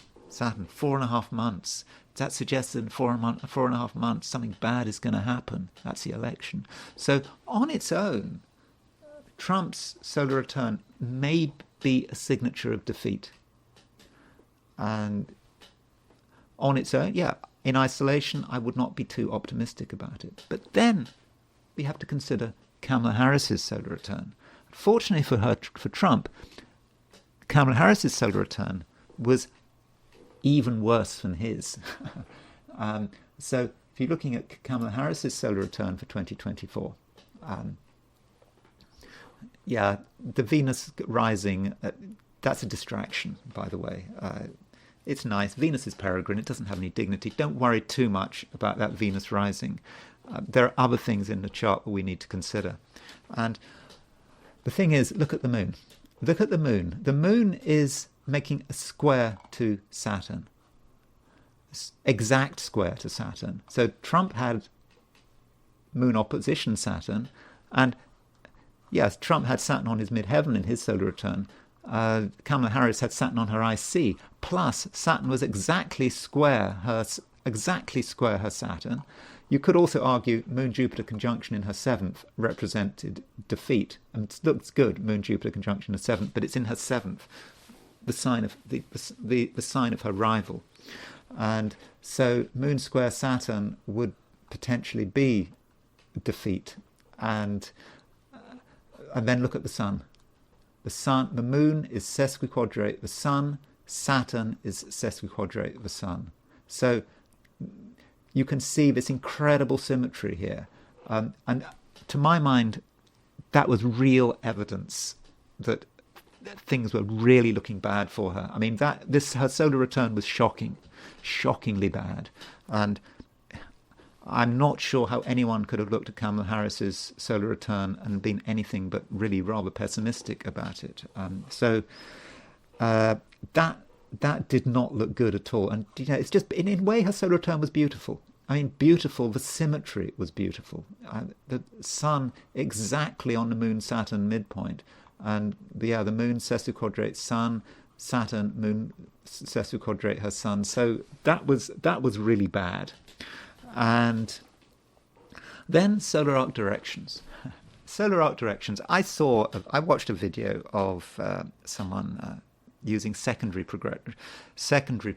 Now, secondary progressions, the secondary progressed Sun is in the same position as the solar arc directed Sun, because you take the secondaries, the rest of the planets are in different positions, but the secondary progressed Sun and the solar arc directed Sun are in the same position. So I saw someone make a prediction that Kamala Harris was going to lose based on that Kamala Harris was going to win based on the secondary progressed Sun.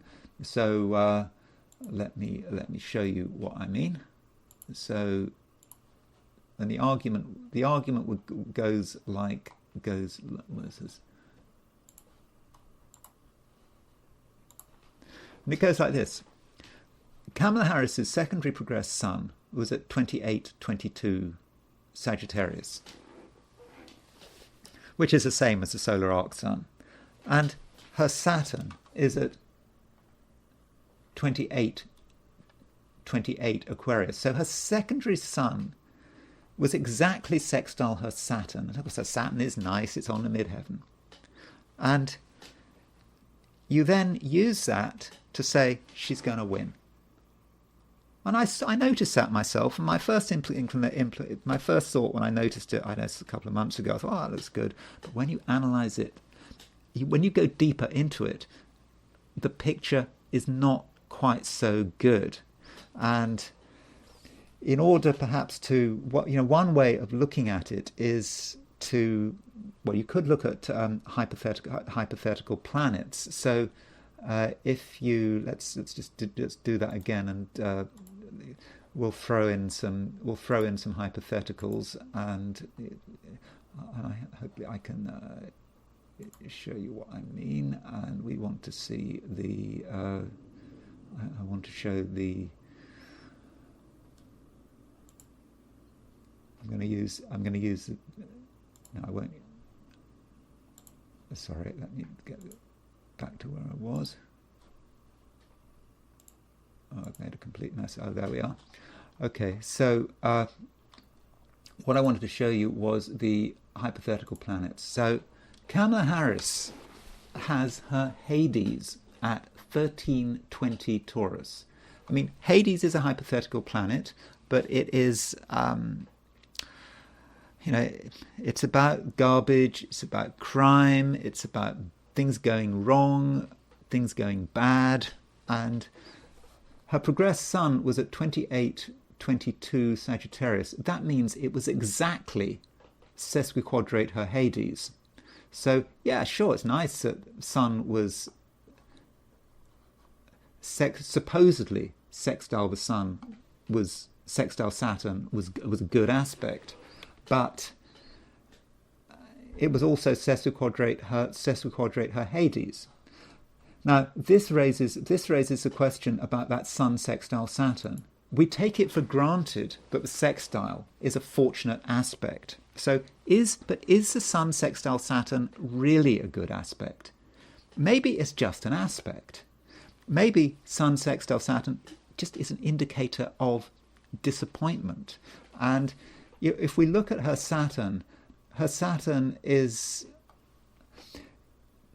if we look at her Saturn from a harmonic perspective, the picture actually looks not so good, because let me just show you this solar arc direction from a viewpoint of dials. So if we use a 90-degree dial, and then I can show you really what I mean. We'll put we'll make it a 90-degree dial, and so when we use a 90-degree dial, there you can see the progressed.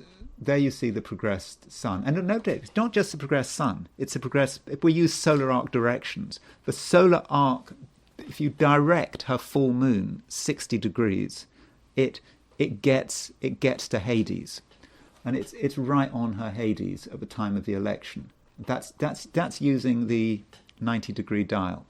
But if we want to see that sextile come up as well, we can start to use a 30-degree dial.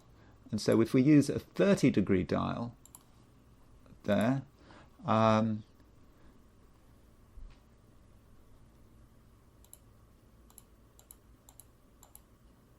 we see something very different. From a 30-degree perspective, her Saturn is linked with her Uranus and her Hades. So there's a Saturn Hades. It's the Saturn Hades is I believe there's a 24th harmonic aspect. So we mustn't forget the sort of more obscure, the sort of higher harmonics here. And so you can see that this on the 30-degree dial, Saturn is linking Uranus. So if Saturn is opposition Uranus and is opposition Hades on the 30-degree dial.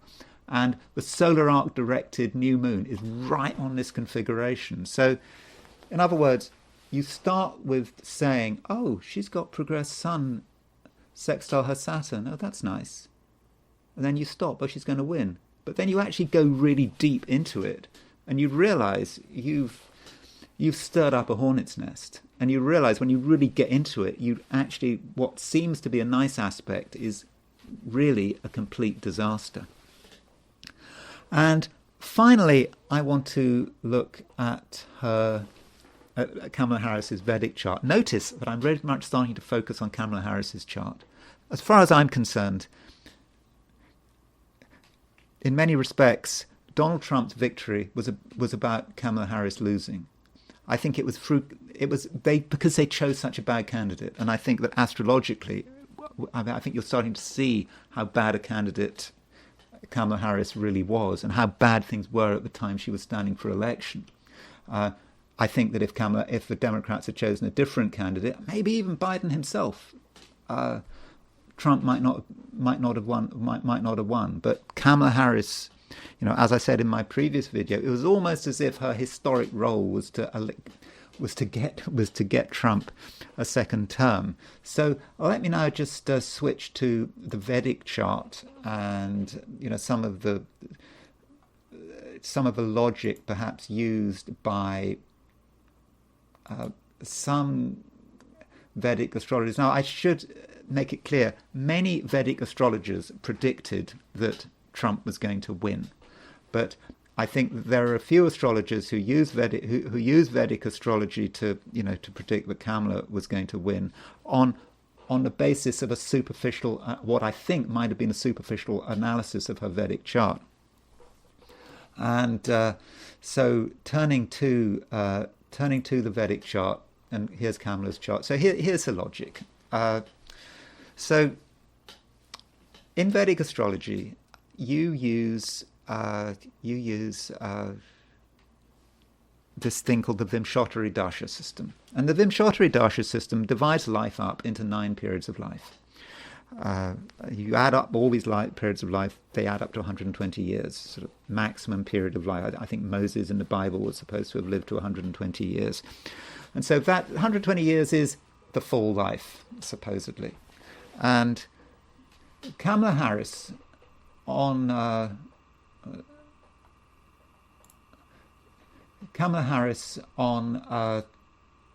let's see when, on February the 6th, 2024, started her Rahu Mahadasha and her Venus Subdasha. And many people thought this was wonderful. This was a sure sign that she was going to win. And so there's her Rahu in Gemini. Now, Rahu is exalted in the Indian astrology. Rahu is exalted in Gemini. So maybe that explains how she got so far, how she got to be vice president.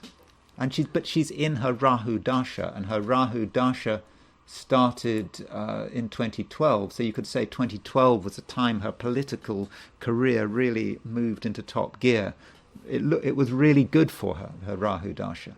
Then she entered her Venus Subdasha, which lasted from February the 6th, 2024 to February the 6th, 2027. And so there's her Venus. So her Venus is in the 3rd house, and Venus is in mutual reception with the Sun. And so, that's nice. Venus is in, I know she's got Virgo in her Western chart, but it's in Leo in her Eastern chart. Sun is in Libra in her natal, in her both zodiacs. So she's got mutual reception in Venus. So you say, that's great, isn't it? She's in her Venus Subdasha. It's going to work fine. And I think for many astrologers, that's where the analysis stopped. What they didn't consider was the fact that her Saturn is in Aquarius. So, okay, I know that, her Saturn's in Aquarius. So in other words, Saturn is in the opposite house to Venus. So Venus received a bad aspect from Saturn. I mean, a very strong Saturn was undermining her Venus. And worse still, transiting Saturn at the time of the election. Okay, I know in the Western chart it was in Pisces, but in the East it was in Saturn. In other words, she was around the time of her Saturn return. I mean, I know she's had her Saturn return, but her transiting Saturn was in Aquarius. In other words, transiting Saturn was opposite her Venus. So however good her Venus was, it was undermined by Saturn in the 11th natally, and also by the transit. And so this should have been considered. And worse still, the Navamsha. The Navamsha chart, I don't regard myself as a Vedic astrologer, but you should look at the Navamsha chart, and you should look at the condition of a planet in the Navamsha. And if you look at the Navamsha, the Navamsha is a 9th harmonic chart. You can calculate the Navamsha by multiplying all the planets by 9. I mean, don't worry too much about the details. It's often regarded as being important for marriage, but it's also important it's the most important Varga. There are all these divisional charts. So Navamsha is an important chart, and you should not just ignore the Navamsha. And so if you look at her Navamsha, Venus is in Scorpio. Okay, that's not in itself a big deal, but Venus is in the same is conjunct Saturn, and it is conjunct the Sun. The Sun is a malefic in Vedic astrology, so you could say Venus is besieged by Sun and Saturn. So again, some astrologers, they saw that Rahu Mahadasha, Venus Subdasha, they just said, oh, she's going to win. But you've got to look at it further. I'm not a Vedic astrologer, but it seemed to me pretty obvious to me that the fact that she's got Saturn opposition her Venus, she's got transiting Saturn opposition her Venus, and her Venus is so afflicted in the Navamsha, seems to suggest that from a Vedic perspective, things weren't actually looking so good for her. So anyway, that's all I'm going to say for today. I think I'm going to continue. I think in the next video, I might be talking about some of the horary charts I did, so I can sort of continue this. But I hope you're not sick of. I hope you're not sick of all this. But anyway, that's all I'm going to be saying. I'm not. I'm not.